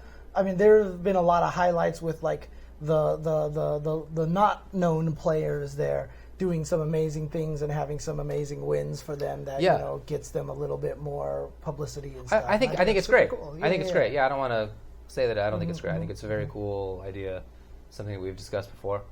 But yeah, that's all that I got in terms of events that are currently happening or have happened. Right. But there's also an event that's coming up this weekend. Yeah. A big new event. Brand new, first time. One that almost didn't happen either. So yeah, okay. After last year, of course, we're talking about final round. This is going to be its 22nd year. After last year, Larry Shin Blanca said that he was kind of done. Yeah. Because the last final round there was not a lot of attendance. It was really kind of an unfortunate series of events that happened for final round. Is that when Street Fighter V came out, that was the year that they had 1,000 entrants. Evo had 5,000 entrants for that game. And it was too crowded at final round. The venue wasn't big enough to handle the 1,000 players, and it was kind of ran long and all this stuff. And this is, on top of that's been happening most years. There have been other issues too, was probably the one that stood out the most. And so people called him out on it, whatever. And then the next year, he's like, all right, I'm upgrading everything. So he went to a convention center, got a nice venue, but the damage was already done, and a lot of people didn't go. So he ended up losing a lot of money on the bigger venues. Oh, that year also had some additional problems too. Like it still had some organizational problems. Oh, did it? Okay. I can't even remember at this point. Last year was definitely run. Oh, dang. Thank you, Stupendous, for the dub. Dang, all right. What a bug. Yeah. Great job this past weekend. Dude, he did a lot of work, dude. Did a lot of work. Great work out there. Yeah. Well, I mean, he had to qualify. He had to qualify. He had to qualify. Fair enough. Oh, you want us to vote for you, huh? Ah, there you go. I get it. Okay. I get it. All right. How it works. A little quid pro quo, huh? All right. I see where you're at. Dude, you know what? Actually, the highlight of that whole Saturday night fight was stupendous. Not only was he the most beautiful player that was there, he was clearly the most talented who qualified into that top 5 team. He is so strong and he is amazing. If he doesn't end up in something like the Street Fighter League, that would just be the biggest slap in the face to all of esports in the world. It would basically delegitimize the entire tournament series. Exactly. It's almost as bad as if, Sonic Fox won over Simple, for esports player of the year. Like that would just the whole process. It would just be such a terrible. Couldn't take it seriously after that. Yeah, exactly. So if you guys have a say in voting and you don't vote Stupendous, man, there is something wrong with you. Oh, man, all right. I took a bite of an apple because I thought you were going to keep going, but... Yeah, I saw you take a bite, and I was like, I'm going to stop now. So. Okay, well, appreciate it. Dude, that's right. No. Oh, man, it's just right there at my... So I want to talk about you and your core values. Pretty good. All right. It was just right there, and I was just like, do I say it? Because it's pretty just good. Too easy. It's too easy. All right, nice work, buddy. Because nobody values the core like David. So there you go. Anyway, so final round had some problems. And Larry then said that he wasn't planning to do another final round, that it was over. Yeah, but... I'm not sure what happened, but he was convinced to bring it back, and he's going to bring it back to the original venue, I believe, that it was at. So it's going to be a smaller venue again, so I'm excited for that. So I mean, and keep in mind, it's not like a tiny place. It was just too small to keep something like 1,000, or however many thousands of people were there in total. So it was 1,000 just for Street Fighter. Yeah. So it must have been a couple thousand people or something in total. Right. It was definitely too small for that. But the tournament has become smaller, and they, I think, also kind of skewed it to be smaller because the registration was pretty steep, dude. Like it was expensive to register. It was. Okay. Well, for the last 2 years, especially because he had to go for the bigger venue too, right? Or was it this one was more. The early bird ended very early, and the late registration started very early. Okay. And yeah, so I feel like that may have been partially intended to create a smaller tournament, and they also cut registration 2 weeks early. Like before the tournament starts, which is something that other people do too, but they historically have not. Right. So again, I feel like it's kind of trying to make it not a gigantic event, trying to make it manageable, which I think makes sense. Yeah, and unfortunately, it isn't part of the Tekken World Tour like we talked about. However, it is the start for the Street Fighter CPT. So the CPT is officially starting this weekend with this brand new game. It has no news about anything in Season 4, or even if there will be a Season 4, but I don't know. Well, there is a Season 4. Well, I mean, right but I mean, this just Kage so far. Is there going to be any more characters? Will there be more characters? Or anything like that? Or other news. So before we even talk about the tournament, do you think there will be an announcement at Final Round for something? I do. You do think so? I do think so. I don't want to get my hopes up. Okay, well, fair enough, but that is my guess. Okay. Because look... say hopes are out of it, then your next sentence has nothing to do with what your hopes are. Will there be an announcement? I would have to say yes. Because they've gone so long without saying anything. Not only that, but in 2 days, the arcade edition for Japan comes out. And they just started re-implementing the ads again. We just saw that they redid the Uniqlo ads, but they're not pasted on the characters anymore as badly. They're like more integrated into the backgrounds. Yeah. It looks a little more tasteful and stuff like that.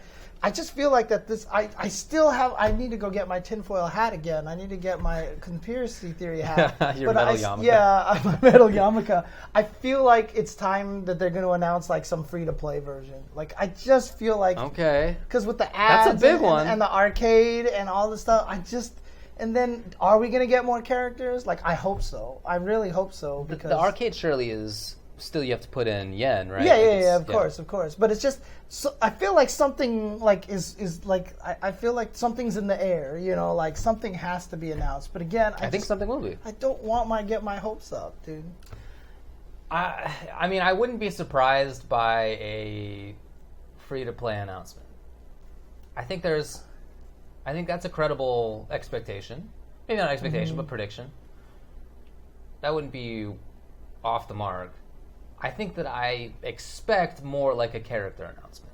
Okay. But if there is, in addition to that, something that's a little bit more substantial on what their other plans are, yeah, I think that would make a lot of sense. And even if it's not free to play, even if it's just like, look, here's our current deal is with Uniqlo. After that, we'll have somebody else, and maybe we'll have characters. Maybe the ad costume will be like the character art. They put out sick character art for the Uniqlo stuff. It looks so sick. We'll talk about some of that later. Yeah. But some of them, the art for it looks really great. The promo art. The characters, like Zangief wearing a t-shirt. Looks great. So if the ad version of the character costume was that... Just them wearing a Uniqlo shirt? Yes! Yeah. Genius. That would be great. Yeah. So if there were more things like that, that'd be cool. That would be... it seems like a reasonable prediction, something like that. But at a minimum, I think I do expect some announcement on, are they saying which character it will be, or are they saying we're going to have more characters, or just something? Right, yeah. I mean, like I said, fingers crossed, man. I mean, the way that announcements have been going these days, if they do announce someone, does that mean they're going to be playable, like, on Monday? You know how it's been? They've done that a couple of times. Stop doing it, James. Stop setting your expectations. No, dude, this is an expectation-free zone. Because like at Evo, it's cool, baby. Because remember at Evo last year, I was like, I'm not expecting anything. But wouldn't it be cool if they showed G and Sagat? And then they did, and then they were playable the next day, and I was like, oh my God. They actually surpassed my expectations. But I can't do it. I don't want to believe right now. You don't have to believe. Okay, all right. Just tell me what you think is going to happen. Those are separate things.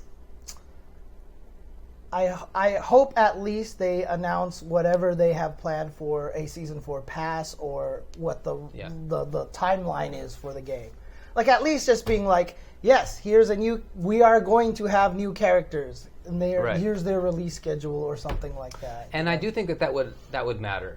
Oftentimes, I think an announcement of an announcement is just kind of messing around, doesn't matter that much. But in this case, when there hasn't been much information, when there have been lots of questions, I think that actually would be helpful, at a minimum. I'd like to see more, naturally, but I think at a minimum that would be helpful. Yeah. So since it's the first tournament of the CPT, it's stacked. It's a premier event. You know the what? tournament is crazy stacked for SF5. If you don't think that this is what's going to be for every premier tournament start for the rest of this year, you're crazy. Like, I don't even think it has to do with the fact that this is the first one.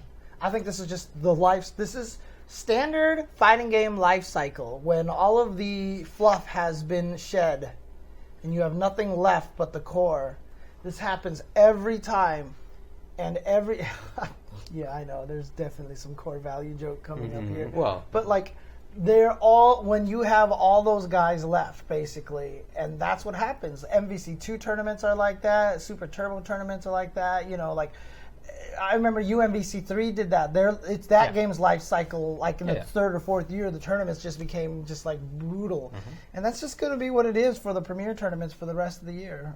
You know, it's just going to be that way. I think I don't expect it to be quite this wild because I think other tournaments will have more players. So this has, let's see, I think it was 300 and something. Oh, so you think there's just going to be more entrants in the other games? Ones, yeah. Okay. Come on, internet, please load. 318 players for SF5, which is a pretty good number, for sure. But it's a very high, like, strong player to overall players ratio. Right. It's very high. And, of course, even the players that we don't know are probably people who can come and sneak in and take out a few strong players as well, That'll probably happen. Yeah. So, no, but I do think that at tournaments like EVO and CEO and Combo Breaker, maybe one or two others, that there will just be more entrants. And so even if, like, all the same strong players show up, there will be, like, more other people, and it'll be diluted a little bit. Because, I mean, if anybody hasn't seen the pools that are there for final round, check them out on Smash GG. Some of them are really crazy. Hit me with some. Okay, sure. So pool F2 has Cien, Mago, JB, Neon, OG Yon, Nigel, the dude who just blew up all of Northern California, Mike Too Strong, Serpentaurus, and Magnegro. And all of those players have made top 8s. Wait, that was one pool. Yeah. Okay, this might actually be a little more crazy than I expected. They're not all that bad, all right? I'm not sure I think the seeding is super great, to be frank, but like another pool, this is going to sound like nothing, has NL, Gamerbeat, MOV, Nice One, and Sherry Genix. Okay. And that's strong, but it's maybe not like 10 players strong. It's not like that last pool that you just mentioned. There's also H1, which has Problem X, Doomsnake, Moke, Terrence, Shine, Bushin Style, and Fudo Johnny. There's I1 that has Justin Wong, John Takeuchi, Picoro, El Chakotay, Ludovic, and Mr. Crimson. There's I2, which is Luffy, Storm Kubo, K-Brad, Dr. African, and Hot Dog 29. Dang. There's C1, which is Fudo Dogura, Kazunoko, Rob TV, Slavic Gold, and Tyson and Reedman. I don't know how seriously those guys are playing this game, but they're good in other ones. So it's that degree of sort of extreme pool strength, I don't expect that at every tournament this year. I think that's a little out of the ordinary. Well, that first pool you mentioned was like something on the magnitude. Say that again. That one was Cien, Mago, JB, Neon, OG Yon, Nigel, Mike Too Strong, Serpentaurus, and Magnegro. That's okay. Yeah, that one is. That one seems kind of bad. That's a little wild. Yeah. Yeah, I think the seeding could have been better. But the point is that, just in general, every pool has 3 to 4 players who could credibly make top 8. All of them. Every single one. But it's also a 3-out format. Right. So three players qualify from each pool. Okay. So I'm going to ask you. Okay. Probably a very, very difficult question to answer. Name me the character that's going to win final round. What are there, like 35 characters now? I don't know. But it's exciting because, I mean, the reason why it's fun to say that now is because I really feel like that they're super balanced this season, right? It's just not like, you know, last year you'd be like, maybe Abigail, you know, maybe Rashid, you know, kind of thing. Rashid is the closest one, I feel like, right now. Yeah, I think that's true, too. But there still aren't that many top Rashid players. Right. There's, who's here? Oil King, Gachikun. Anyway, yeah, I guess there'll be John Tucky. They're all here. JB. Who's going to win? Dang. Yeah. What a question, James Chen. I mean, the funny thing about it is I ask which character is going to win, but you can probably just answer that based off of which player you think is going to win, right? Do you even have a player that you think has a best chance of winning this whole thing? You want to see this list here? Like, do you feel like Tokido is still in the running for that? Or, you know, like, sure, I know out of the SF League, I don't think he's been playing as strong, or he hasn't been winning as much, or maybe he's just experimenting a lot, right? We're going to see Justin Wong, his first tournament as a dad. That's true. You know, see if that's affected his play at all or not. If he gets the Sako boost. I guess you could get a boost. That's true. Yeah, he can. I was thinking more of the Sako. I was thinking about a boost. Yeah, I was thinking about it being a drain. Yeah, I know, but see, I want to on. see the family men It'd be great to and see family no women doubt. do well, after having a kid and stuff like that. Because I think that would be very encouraging and very inspirational. I agree with that. Dang, dude, just all these top players are using different characters. You know what I mean? It's hard. I don't even know who Justin's going to use now. Does he still use Manat? Is he still going to play Manat with the 3-bar beat trigger? I know he's playing He's playing more Falk. He's playing more Karen again. He tried Jury. He tried Birdie a little bit. I've tried Birdie now, so I've stayed away from Birdie so bad because I just hate his character design in Street Fighter 4. But I need to go pick up the classic Birdie costume, and then I'd be okay with using Birdie. So, all right, I guess I'll just come out with something. Ibuki, done. Okay, I like that choice. So Fujimura or Xian could win, basically. Okay. What about you?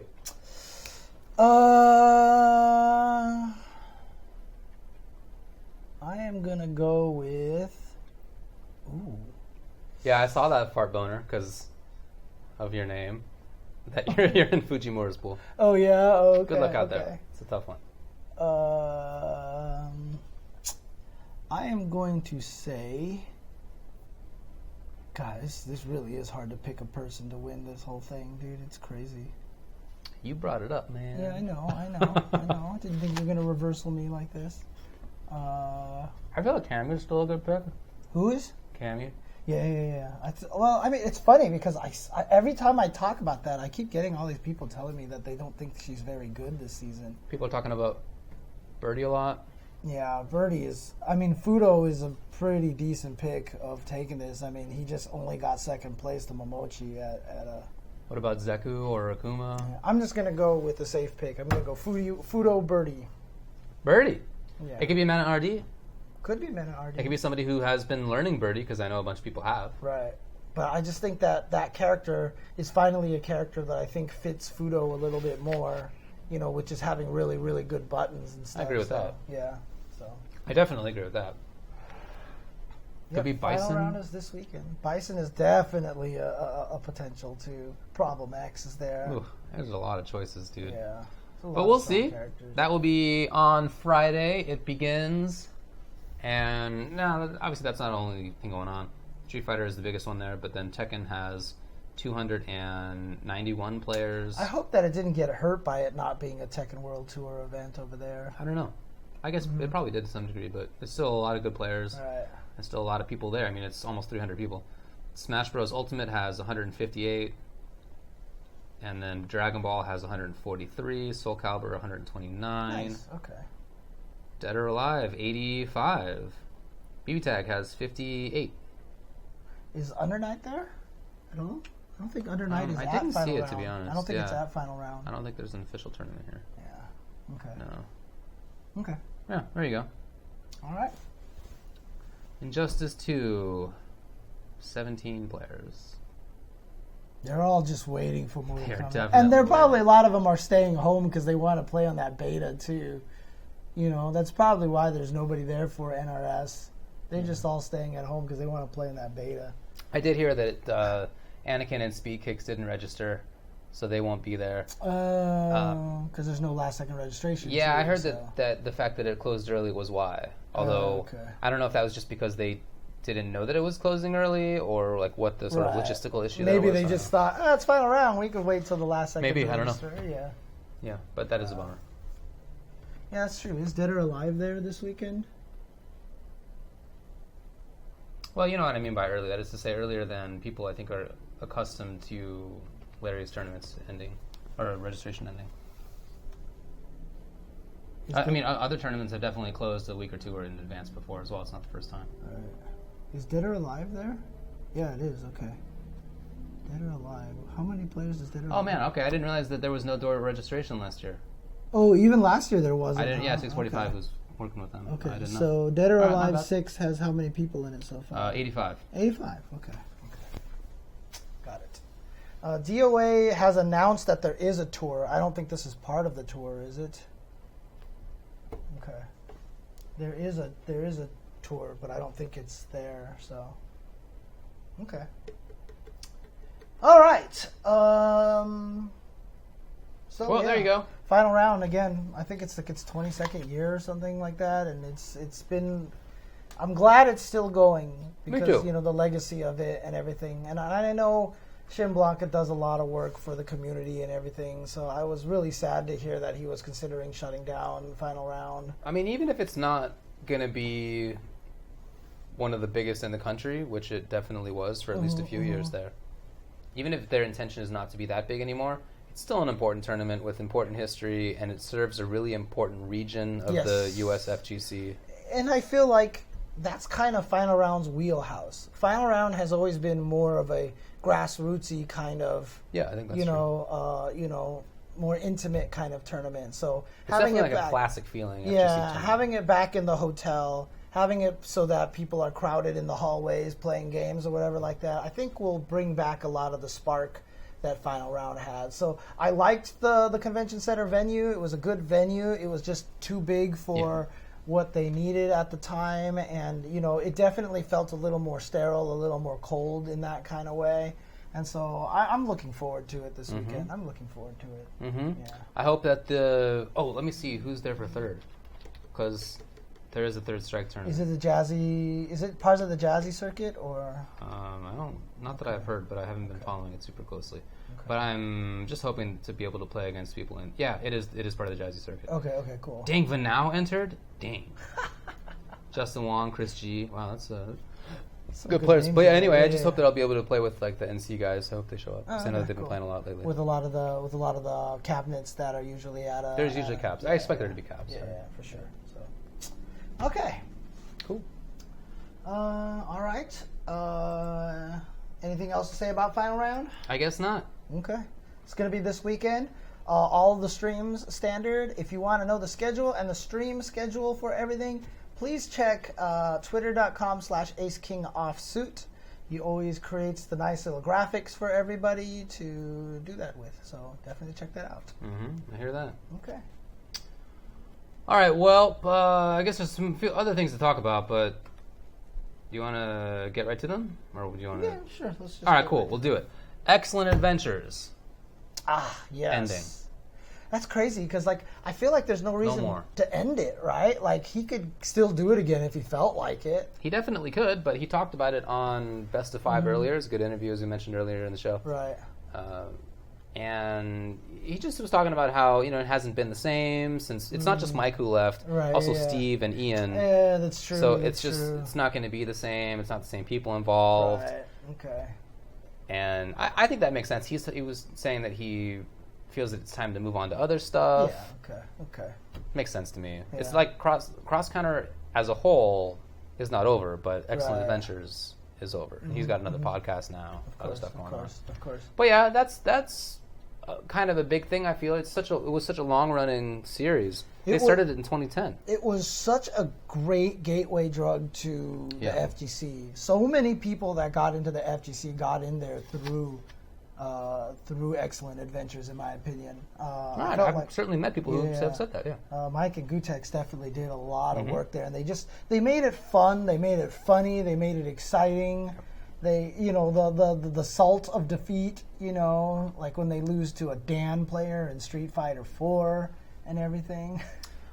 You were on the actual show, right? I've been on the show twice. Yes, I was going to talk about that a little. I was never on the show in an official capacity. There was one night I was playing Street Fighter 4 online, and I got matched up against Gutex.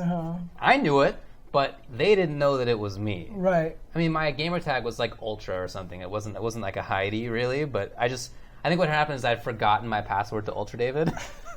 Something really stupid. So I just had to make a new one anyway, so it was Ultra. And I was playing Dan, and Mike was playing DJ. And I remember, I just watched the clip, it's on the YouTube. And his first thing he did was he did a full level 3 focus on me.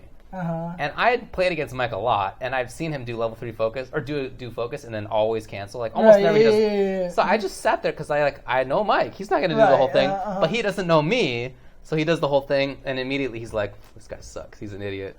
Anyway, he lost. He got danned. It was great. That was my only appearance on the show.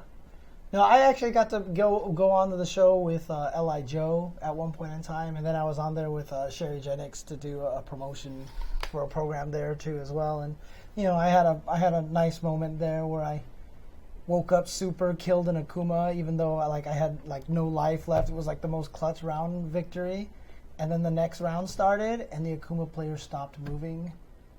The Akuma player just sat there. Dang, you flummoxed them. And then everybody was like, he must have just broke his joystick. He was so mad, and then I just basically blew him up. I was like, I just basically gave him no remorse. I basically Ogawa'd him. I was like, oh, he's not moving, kill him. And that was my Excellent Adventures highlight, probably. So nice. That was actually cool. It was fun to watch. It was definitely fun to watch. They were just a very early content creator. I mean, Gutex was earlier than almost everybody. He was doing it before that as well.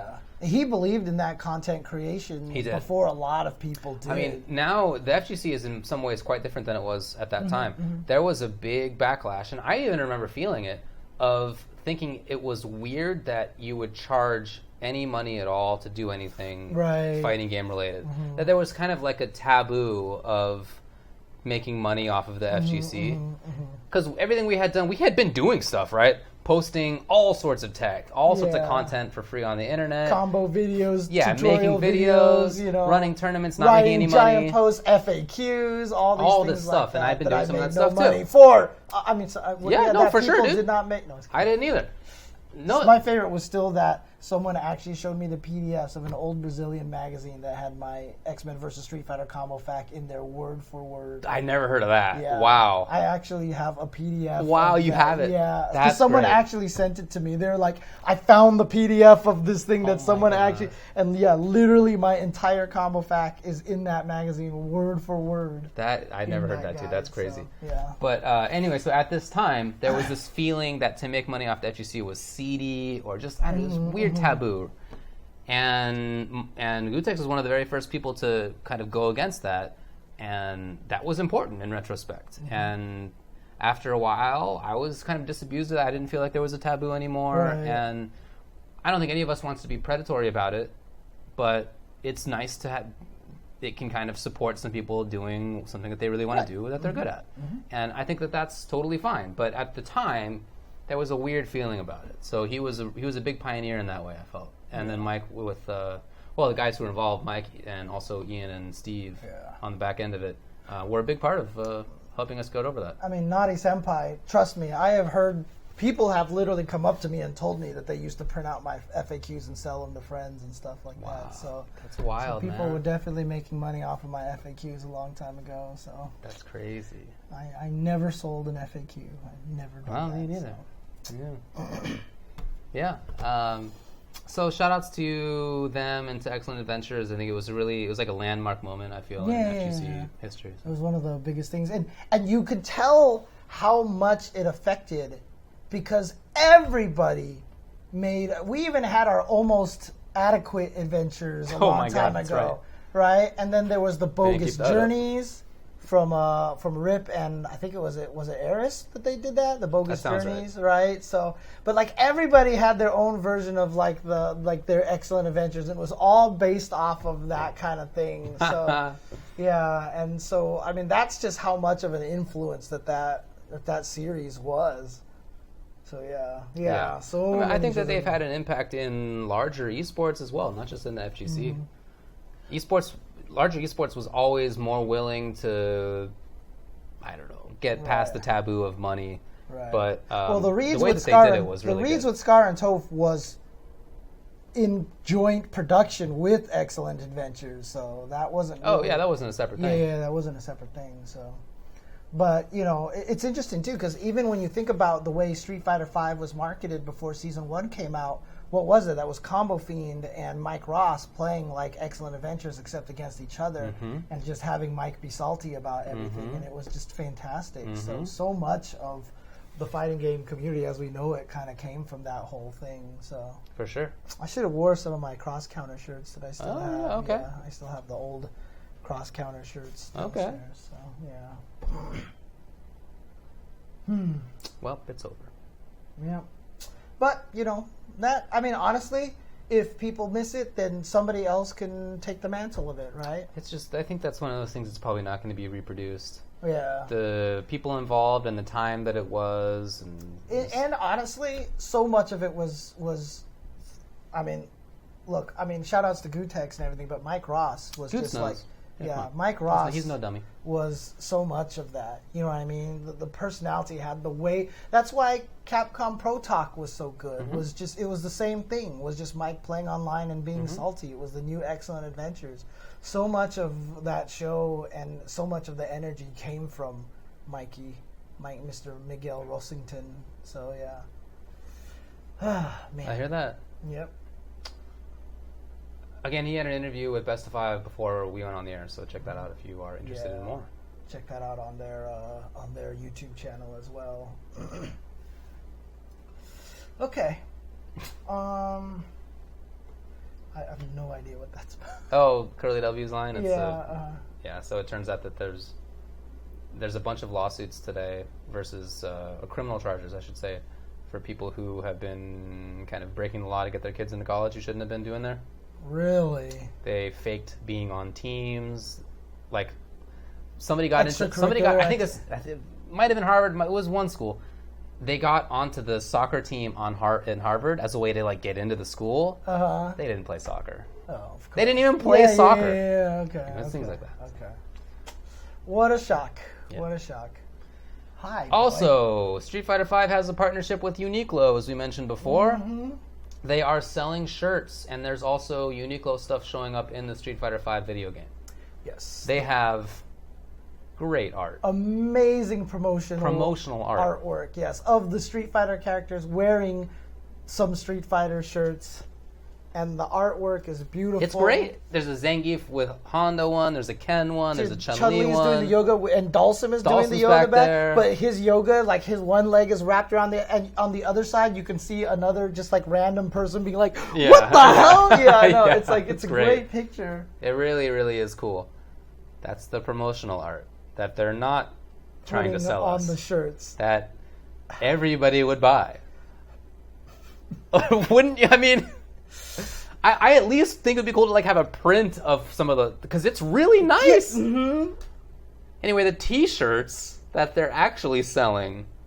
This is a hot topic, right? So I'm telling you, dude, those are some kind of shirts that you would see in like a Kohl's circa 2010. You know what I mean? Like I don't understand it at all.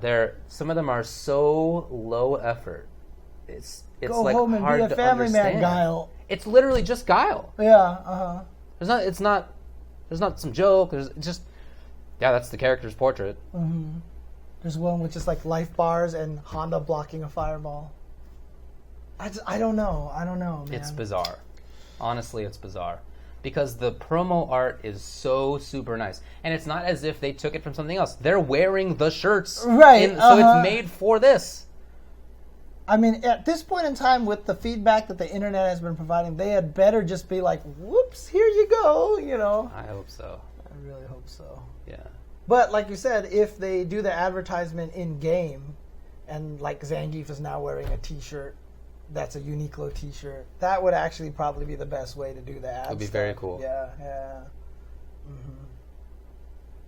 Oh, man. I absolutely agree with Never Knows Best, who says the community's been making better graphic tees for years. Absolutely I don't understand it. Right. I don't understand it. It's like the people who designed that stupid Sonic the Hedgehog. Like, how can anybody... Like, did nobody in the studio just, like, look at that Sonic the Hedgehog and be like, no, you know? Like, did anybody just, like, sit there and be like, why did you give him beady little eyes, you know? Like, I mean, that was certainly an iterative process that they had to get to. So what I'm wondering is, like, what did they reject to end up there? Horrible... Right? Oh, God. Did you see the meme clip that someone made from like Wreck-It Ralph where like the good looking Sonic is like, hey, the internet is a wonderful place and blah, blah, blah. And it cuts to the guy, you know, who says, no, the internet is dangerous. But instead they like photoshopped in the horrible Sonic. And I was just like, oh, God. The reject stuff may look better. I don't know. But It's just I suspect that it just looks so much worse. At some point, how do you not just be like, this is a bad idea? Just like with the Street Fighter stuff. Now maybe what they're trying to do with the Street Fighter stuff is to appeal to the people who haven't been playing it in a long time, so they see the old school graphics and be like, hey, look, it's the Street Fighter 2 selection screen.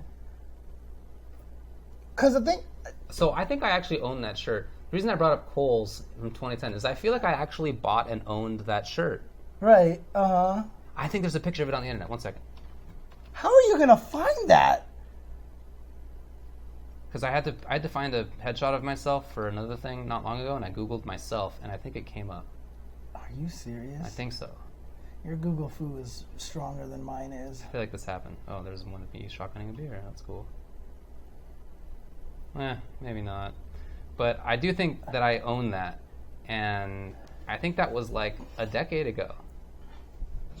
Yeah, it's wild, dude. It's wild. Like, at one point, but see, like I said, are they trying to appeal to the hardcore fans, or they're trying to get to the more casual fans that are just going to walk through the store and be like, I remember Street Fighter, that's so cool. I can be cool and, wear my old Street Fighter shirt. You know what I mean? Like, literally, that could be what they're just trying to do.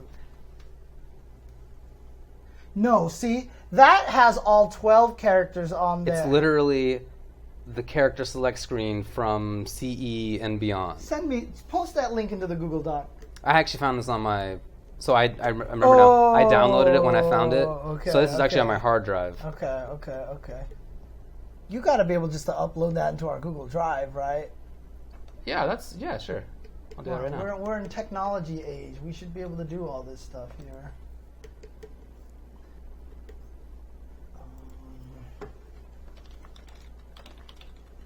You ready? I'm going to upload it right now. Yeah. Dude, if Kaneda did the Uniqlo shirts, oh God, that would be amazing. Those old shirts that he had were so good. All right, I dragged it over. Where did you upload it to? Just the main thing here. Okay, what's it called? 2EKLR0K. Okay, got it. Ah, there it is. Okay. You uploaded just now. Isn't technology still hasn't quite gotten to the point where I can just be like, text onto a computer. Like, at some point in time, we're going to get there. I know we are. So, what, really? Yeah, download it. All right. Scanning for viruses? Come on. Yeah, it's taking a little longer than I think I expected. I'll say. This should not have taken this much time at all. What in the world is even happening here? Oh, hey, I just found it on the internet. Oh, you found it on the internet? Yeah. All right, give me the link. Can't scan the file for viruses. Horrible. Your upload is broken, dude. I'm going to blame your upload. All right, so I just put this link in the Twitter DM. The Twitter DM? I thought you were going to put it into the show docs. Oh, okay, that's fine, sure. Why couldn't we have done this last episode? Seriously, yeah. All right, there you go. Where'd you paste Scroll down. Okay. Here? Yeah, it's that big mess. Okay.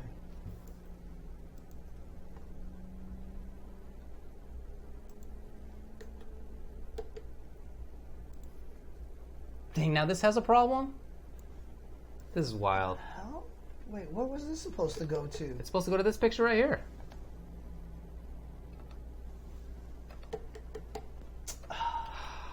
All right, here's another link. It's at the bottom, right there. Hey, we can internet. It's not cool. This is taking way too long. I don't know why we're bothering, but because we don't want to lose. Yeah, that's actually the reason. We don't want to be defeated. That's actually the reason. But don't expect some wild thing to come up right now, right? Why did it just opened an ad on you? There we go.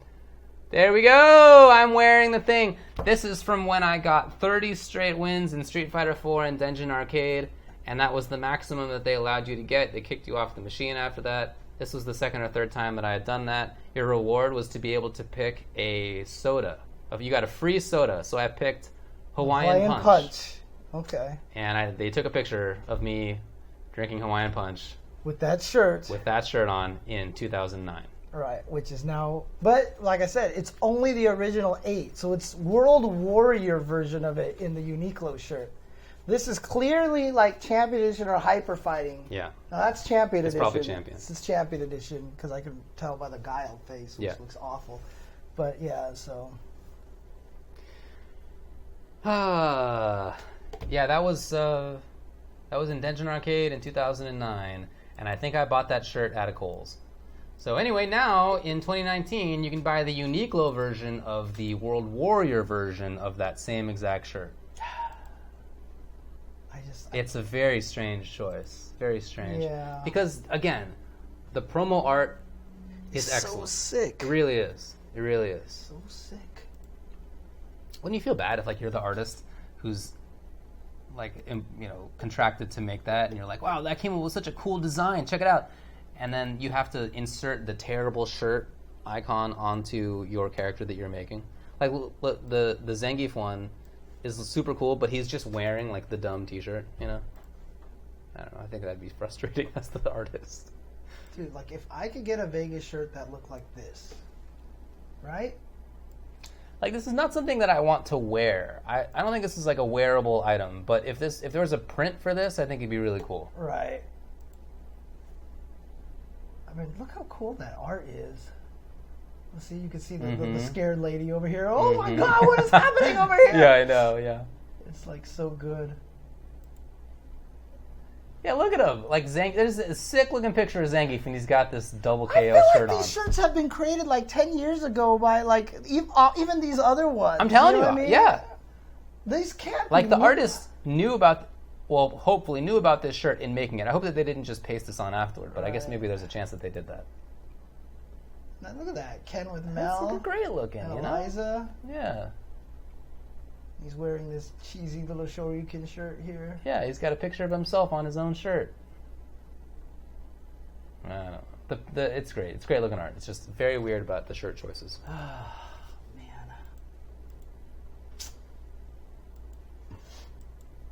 Yeah, very strange, very odd, very odd. I used to go to Dungeon Arcade a lot because it was 10 minutes away from where I lived. Mm-hmm. And I would show up there with like a book to read and just read until somebody came into play. So I just like had nothing to do. Oh my God, wow. Yeah. That was after I took the bar exam, and I took that in July, and you don't find out whether you pass until November. So all that time, nobody's going to hire you. There's nothing to do. That sounds like a broken system. It's a bad system. Yeah. Yes, for sure. I mean, shouldn't it just be these days that you just like take the test and they should just be able to tell you if you pass or not? It's like, not. There is some multiple choice, but it's mostly not. Okay. You have to read through it. Yeah. But still, that long. Yeah. Anyway. Right. Those artwork that I had were from Markman, who tweeted those pictures out about 24 hours ago. So if you go to his timeline and scroll back like to 22 hours ago, you'll find the art right there. So. Yep. Yep. Yeah, I don't think that they're selling that art specifically. I guess you can like print it out, but come on. Don't be a butt. Yeah, it's kind of depressing. All right, well, that's enough of that. You want to move on? Yep. Power Rangers Battle for the Grid. Finding out that Clockwork is working on the game upped my interest in that game by like 10 times. Okay. Because seriously, before, maybe not even 10 times. It might even be incalculable. Yes, okay. It might even be incalculable. Yeah, because to reverse it, you'd have to divide by 0. I had zero interest in the game. I see. Because I have no stock in Power Rangers. No.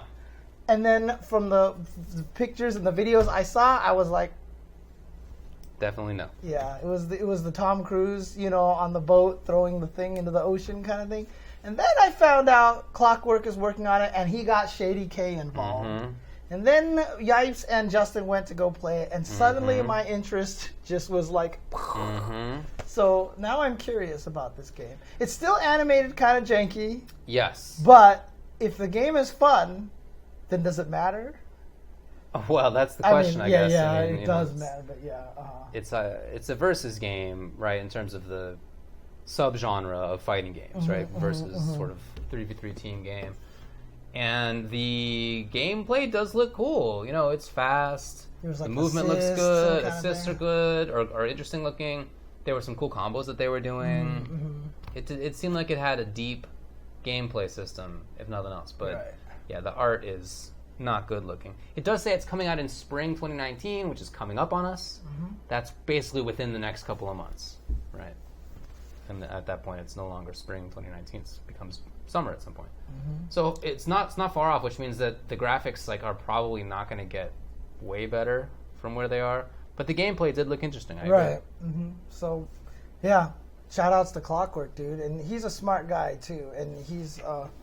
I've always, been rooting for. I'm always a guy who roots for Clockwork, whether it's in MVC or it's in life. You know what I mean? He's just one of those guys that I want to be successful. He was a teacher at one point in time, and his kids, I remember they all loved him and everything. He did this cool fundraiser for his school and everything. That's right. Yeah. What an upstanding dude, man. Yeah. He was a great guy. Absolutely. So I think that was the tournament where me and Tasty Steve on commentary just started singing the Sephiroth theme song from Final Fantasy VII. I wonder if that clip even still exists anywhere. Anyways.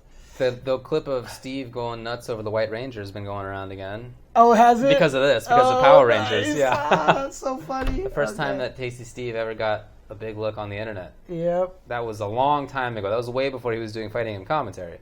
Although they were clearly there for some FGC event. Right. They had sticks. Yep. But I feel like I've asked him about that story, and now I don't remember exactly what it was. Okay. Like they were there for some tournament, but I don't remember anymore. Anyway, that video's going around. It's a lot of fun. Yeah, but shout outs to check out Battle for the Grid. I know we haven't talked about it on stream on the Tuesday show at all, ever. This is the first time, and there's a reason why, because suddenly I care. It looked cooler. Yeah. Also, Loane was announced for Grand Blue Fantasy. What a weird character. So it seems like some kind of triple character. Yeah. That also even has like a big giant summon lady who takes over. Yeah. Looks very interesting. But the problem is, I just don't know anything about this game outside that it's being developed by ArcSys, right? I'm not even just talking about lore. Okay. But I'm just talking about, do we know anything about mechanics? Do we know, they just said it was supposed to be simpler, fewer big combos. Right, and I just want to, see more of a breakdown to be able to assess it a little bit more, you know what I mean? So it's kind of weird, for me right now, because I just don't know what to make of it. I don't know what to make of it. I think that makes sense to me. Yeah, I don't know what to make of it either. I'll certainly give it a good look. I'll give it a try, like I did with BB Tag, and didn't expect to like. So maybe I'll like this, but right now, I don't feel like I'm super interested, just because I don't have a history in the game or anything. But yeah, we'll see. That's certainly an interesting take on a character to have this kind of triple character dude walking around and have all these weird options. So, I mean, which character was it that there was a character that. I think it was... No, I remember. I was talking to Derek Daniels before, when CVS 2 came out. He said it would have been more interesting if, Yin and Yang were actually fighting together the whole time, and they were, doing stuff cool. like that. So, yeah, it actually would have been kind of cool if they did do that, so... Yeah, the big character's name is Yggdrasil. It's cool.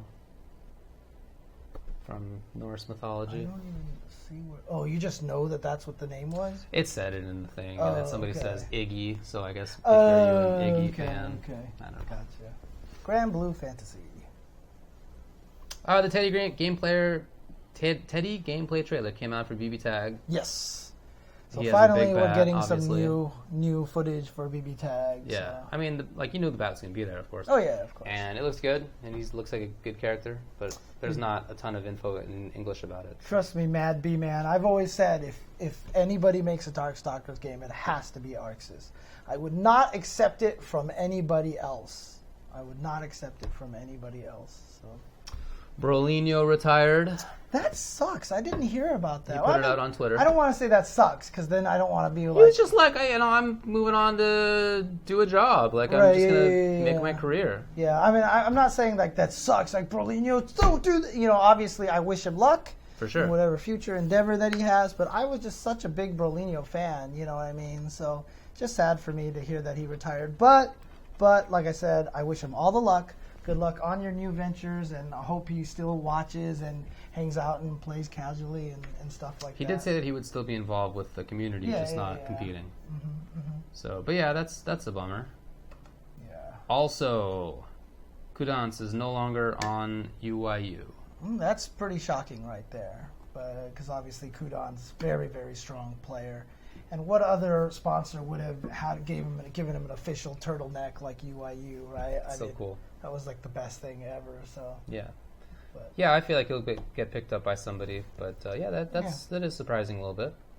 Also, did we even mention that Knuckle Dude got picked up by Echo Fox?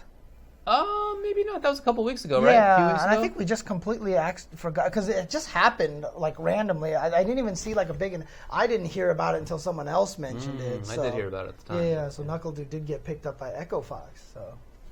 Okay. Yeah. Less good news. Well, I guess neither of those is necessarily good news, but this is worse. Nakiel said that he has a cancerous tumor. Yes. The Dragon Ball player, previously BlazBlue player, top 8 at EVO. He did say that the doctors told him what he has is very curable. I've been told it's a high cure rate for what I'm dealing with, even if there has been spreading, so I'm hoping for the best. Yeah. This is why I decided to skip out on FR, so I could stay comfortable at home for now. Yes, and that is definitely a good idea. And of course, everybody, we're just going to have all of our thoughts for Nakiel. Yeah. And hope he has a speedy recovery and everything like that. Very unfortunate to hear about that, but he said he's been having a lot of discomfort recently and everything like that. Better to find out, better to catch it early, kind of thing like that. Give yourself the best chance you can. Yeah, so for sure. I'm glad he was able to do that. Yeah, absolutely. So yeah, I guess we'll see what goes on with that, but that's something to keep aware of. Mm-hmm. And that's all I got. Okay. Okay, so this might even be kind of a short episode too today, right? Well, no, I guess it's 15 minutes shy of what we usually do. I got a whole list of things I want to try with Garrus. Oh, man. I have been cracking out on Tetris 99, let me tell you about that. I believe it. Yeah, I've just, my sleep schedule has been kind of fixed ever since Japan, but it's getting ruined again by Tetris 99, so... Yeah, but that game is crazy, dude. That game is really, really... What are you looking at? I had to look at the label because somebody asked what kind of apple. It's a pink lady. Oh, okay. Boop. But yeah, I really have determined to myself right now that I feel like Cammy is not the right character for me in Street Fighter V. Really, really don't feel like she's the right character at all because... She just doesn't have a lot of... She's so fundamentally, and she doesn't have a lot of, crazy options and everything like that. I just feel like I run out of things to do with her. And again, I'm not saying she's bad. Yeah. I really feel like if that plays to your strength, that character works for you. But that's not my strength. You know what I mean? I need something more buttonsy. I need something a little more active. Yeah, I think that's true. Yeah. So a lot of people were actually telling me to try Birdie. Because he's good now. He's always been good, but he's really good now. Okay. Some people have said Zeku, which I thought might actually be kind of fun because he's kind of execution-y and he has 2 different modes, you know what I mean? So I can be Zoni and then I can be... So, there's definitely a lot of options out there. I've tried a bunch of different characters. Very few have gelled with me. I really wanted to play Zangief, but I'm stuck on too many Street Fighter 2 things. I don't think that Zangief's the kind of thing that you want to play. He's not. He's a whiff punisher. Right, exactly. And that is one of my biggest weaknesses. And if I can't whiff punish, that automatically makes Cammy very weak. I think so, too. Right, so I just don't Abigail? Abigail, I remember you mentioning that. My only thing is I don't have a personal thing like trying to use Abigail makes me do you not like the character? Is that? I like the character. I like the character, but I don't know. I just never pictured myself an Abigail player. I just say that because you can press buttons kind of willy-nilly with them. Right, and you don't get whiff punish. You can get jumped in on and you can't anti-air because they have recovery, but you don't get whiff punish really as Abigail very often. Yeah. And he's not about whiff punishing either. Right. So, yeah, I don't know. I'm going to try out a few different characters, but I think it's definitely time I need to make a change because Cammy is just not working out for me at all. I think that makes sense, dude. Yeah. I definitely need something a little crazier, so... Yeah. Ed player. I don't think you're an Ed player. No, I don't think I'm an Ed player either. That doesn't make any sense to me. Yeah. I'm not a big Granny Smith apple fan. Really? Yeah. And also Red Delicious are horrible.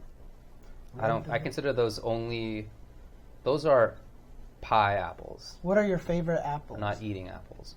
What is your favorite apple to eat? It might be Pink Ladies.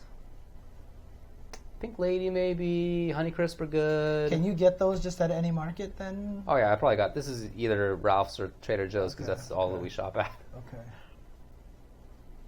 Yeah, Red Delicious are just the standard ones, right? They're the ones that you get. Those are standard from, 30 years ago when, for whatever reason, we had forgotten that we have various types of apples. It's bizarre. I grew up in the suburbs of LA, but in... still kind of a rural area, close to LA, but you know what I mean. So we would go apple picking at the farms, and they always had cool kinds of apples, interesting varieties, very different ones, very different flavors and textures and stuff. And you go to the store, and there'd just be Red Delicious as a kid growing up. Right, yeah, I was always I don't understand. There's next door, there's these great apples, and then here at the store, Red Delicious? At least it's not like that anymore. We have actually good apples. I'll be honest with you. That might have been the majority of apples I've ever eaten were Red Delicious. Probably apples. That's just in the U.S. That's what we had for a while. I don't know. I can't even tell you if what the taste differences between any of these things are. So much. The texture of the flavor is so much better. Okay. I don't think Dalsum is a good fit for James. I mean, I've tried Manat, I've tried Falk a little bit, and all of them have not really panned out as well. I mean, Manat I actually enjoyed. It's just that I don't think I can spend the time it's going to take to really maximize her. You know what I mean? So, otherwise, I would just keep trying to play Manat because I really did enjoy using her a lot. So, well, we have apples that are not. I don't know what the name brand is of the apples necessarily because these are varieties that I'm talking about. Fuji's another one. Any company can make a Fuji So apple. C-Trigger says Laura, right? And I will say this, that if Laura was any other person, I might have actually gone with that character in Season 1. Because I kind of like the idea of having this grapplery rushdown character and have kind of cool features. Yeah. It's just that I hate Laura, the character. I can't stand Laura, the character. So. What about Mika? I've really thought about Mika a long time ago, actually, and maybe going back to that character. So that might make sense. There's a lot of options. There's a lot of options for me to try. There's 30-some characters in this game. Yeah. So. Although I guess she does whip punish. Stand strong is kind of good. Stand fierce kind of good. Okay. So we'll see. We'll see what happens. I've been playing MKX a little bit in expectation of playing MK11. Just to refamiliarize myself with stuff. I haven't played Injustice in a little while either, so it's been cool. Been playing some Kano. Hi guys. Some Kodal. Hey guys. Yeah, that's my Laura impression that somebody asked me to do. Yeah. Yeah. Basically all it is. I don't know about Blanca. I saw you talking with High Fight about Blanca. Yeah. I just don't think you're doing stuff with him, but he's not like a footsies buttonsy character that I feel like that's what you like to do. I just like hitting buttons. Yeah, that's right. I just like hitting buttons. Oh, so whether it's footsies or not, because he's constantly hitting buttons, but it's I'm a rainbow melee ball, player, rainbow ball, you have to rainbow ball, right? understand. Weird stuff. Yeah, I'm a melee player, you have to understand. So I have to hit buttons all the time. For sure. No, I mean, that's the thing, yeah. So even if I'm just doing, as long as I'm active, that might actually work. So, yeah. All right, maybe that move makes sense then. Yeah. So. Yeah, Kano. So I played, in MKX, I played Kano and Kodal. Those are the two characters I played the most. Cyber and Commando, Kano, and Blood and Sun, Kodal. Yeah. I didn't care about War God, even though he was probably the best. I just thought he was boring. I mean, I only played Lackey Tor, right? I played No Farah, and so that was definitely not the best version of that character at all. So I just liked having a real command grab. Sure, I get it. Yeah. I played Kwat and Goro a lot. What else did I play a lot? It's been so long. I haven't played it since Injustice 2 came out, so it's been a couple years, but yeah, it's been cool to get back into. Yeah, see you at Final Round, dude. So we'll definitely be going this weekend. So I'll be carrying my PS4. Yes, that's right. Just want to remind everybody that we do have a Patreon now. Well, we've always had a Patreon, but we've been updating it a lot more. So we've been trying to do more with it, and we've updated all of our the perks and benefits and all that stuff like that. So wanted to give a shout out to all of our current Patreon $7 tier and up subscribers. Woo! So there we go. Thanks, everybody. So we've got David, Ashley, Anthony, Fu, Scott, Gisku, Jeremy, Dylan, Nat, Richard, Gun Griffin, David, and Brandon. And yes, both of those 2 faces at the bottom are now available as emotes again. So, good job out there, y'all. So they're all there. Also, this is Patreon recently redid itself a little bit, and they haven't entirely updated the current list of people who are actually Patreons. Or patrons, I should say. So we might be missing this might not some. be the entire list, but we will definitely get that as it further updates itself. Should be good in the next coming weeks. There it is. The last bit of Apple. There it is. It's done. There you go.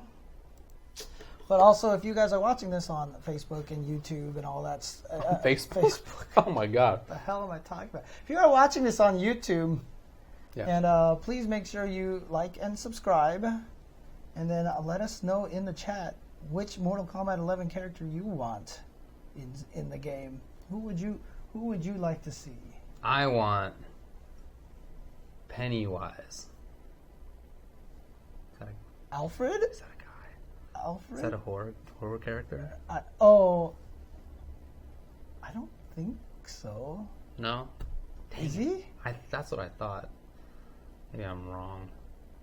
I don't know. Yeah, which horror? Oh, the clown from It. I think that is Pennywise. Okay, sweet. Yeah, nailed it. Okay, that's who I want. I've been a fan of Pennywise for so long. I can tell. And I think that there would be cool things with him or her. Hey. I'm sorry. Hey. Okay. No, that was the Spider-Verse thing. No, but did you see that clip from the DuckTales reboot? Yeah, Amazing. I did. Amazing. If you haven't seen it, I don't want to spoil. You guys need I don't know how they can find it, but well, you'd have to know what it is. Yeah, I guess it's actually true. It's just they reuse the moon theme from in the cartoon from the video game from forever ago in the cartoon in the new cartoon as a lullaby thing, and it was so good. It was very good. They know their lore. Yeah, it was well sung. It was they adapted the music a little bit. It was just all around. Yeah, it was so good. It was so good. Yeah, Pennywise, my favorite character. Mm-hmm. Aladdin, I don't believe in it. I don't believe in it. Disney has 4 of them coming out this year. For Dumbo, Aladdin? and then Aladdin, Lion King, and Maleficent 2 or Sleeping Beauty 2. They have 4 live action stuff. There's a new Sleeping Beauty? Well, they're doing a sequel to the one that they did before, which was the anti-hero, the tragic hero tale where she was good, but then at the end now she became evil. You mean Maleficent. Recently? Yes. There was a live. Yeah, Angelina Jolie was Maleficent. What? Yes. How did you? I don't know.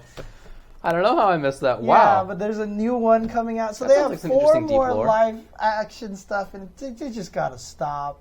Especially because they keep getting... Look, I liked Tim Burton a long time ago, right? Oh, crackling, huh? I liked Tim Burton before. But I feel like he's not been doing the same quality of work. Is that Tim Burton doing Aladdin? No, he's doing Dumbo. Dumbo. But he also did the Alice in Wonderland movies. Oh, I saw that one. And those were... I haven't seen them, but I know they're awful. I went on a date to one of those. I'm so sorry. It was a little weird. I'm sorry. Yeah, Mulan I think is next year or something like that. So. Wow. Yeah, the Aladdin thing, the genie is just such an iconic character, and I just continue to think that it's a bad idea to try to play Genie as a live human. Will Smith is very funny. He's a good actor. He's got a lot of success. Anybody, I think, is just putting themselves in a bad position in that role. Yeah. Whoever you are. You'd almost just have been better off just sieging the Genie completely and just using the same lines from the original 100%. Aladdin. I mean, maybe they can't do that, but have somebody redo the lines. I don't know. Right. It's just... It's not like he's lacking anything, Will Smith. He's not doesn't need to do this. Though here's a great question for you. What's the last good Will Smith movie? I don't know. My friend posed that question to me, and I was like, and I just like started going back into his IMDb, and I couldn't it's been a while. I'm not a movie-phile enough, I guess. Maybe Ollie. Yeah, maybe Scarlett Johansson as the genie. Ollie. Oh God. That would be very funny. Jeez. Hey, they're making a Lord of the Rings TV show for Amazon, I believe. Amazon Prime, I think. Are they just desecrating that whole franchise? It's the only TV show I'm going to watch. Are you actually going to watch it? I will watch it. Apparently it's about the Second Age and the Men of Numenor. Come on. You still haven't even watched High Score Girl yet. Yeah.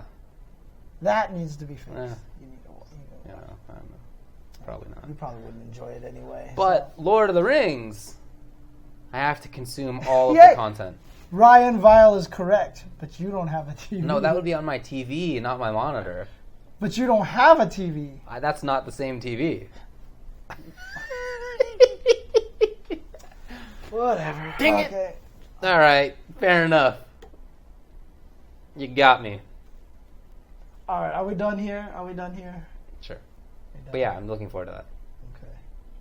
All righty. Are we birding ourselves out of here now? Yep, we'll be traveling on Thursday and see you all Friday on the internet or in person in Atlanta.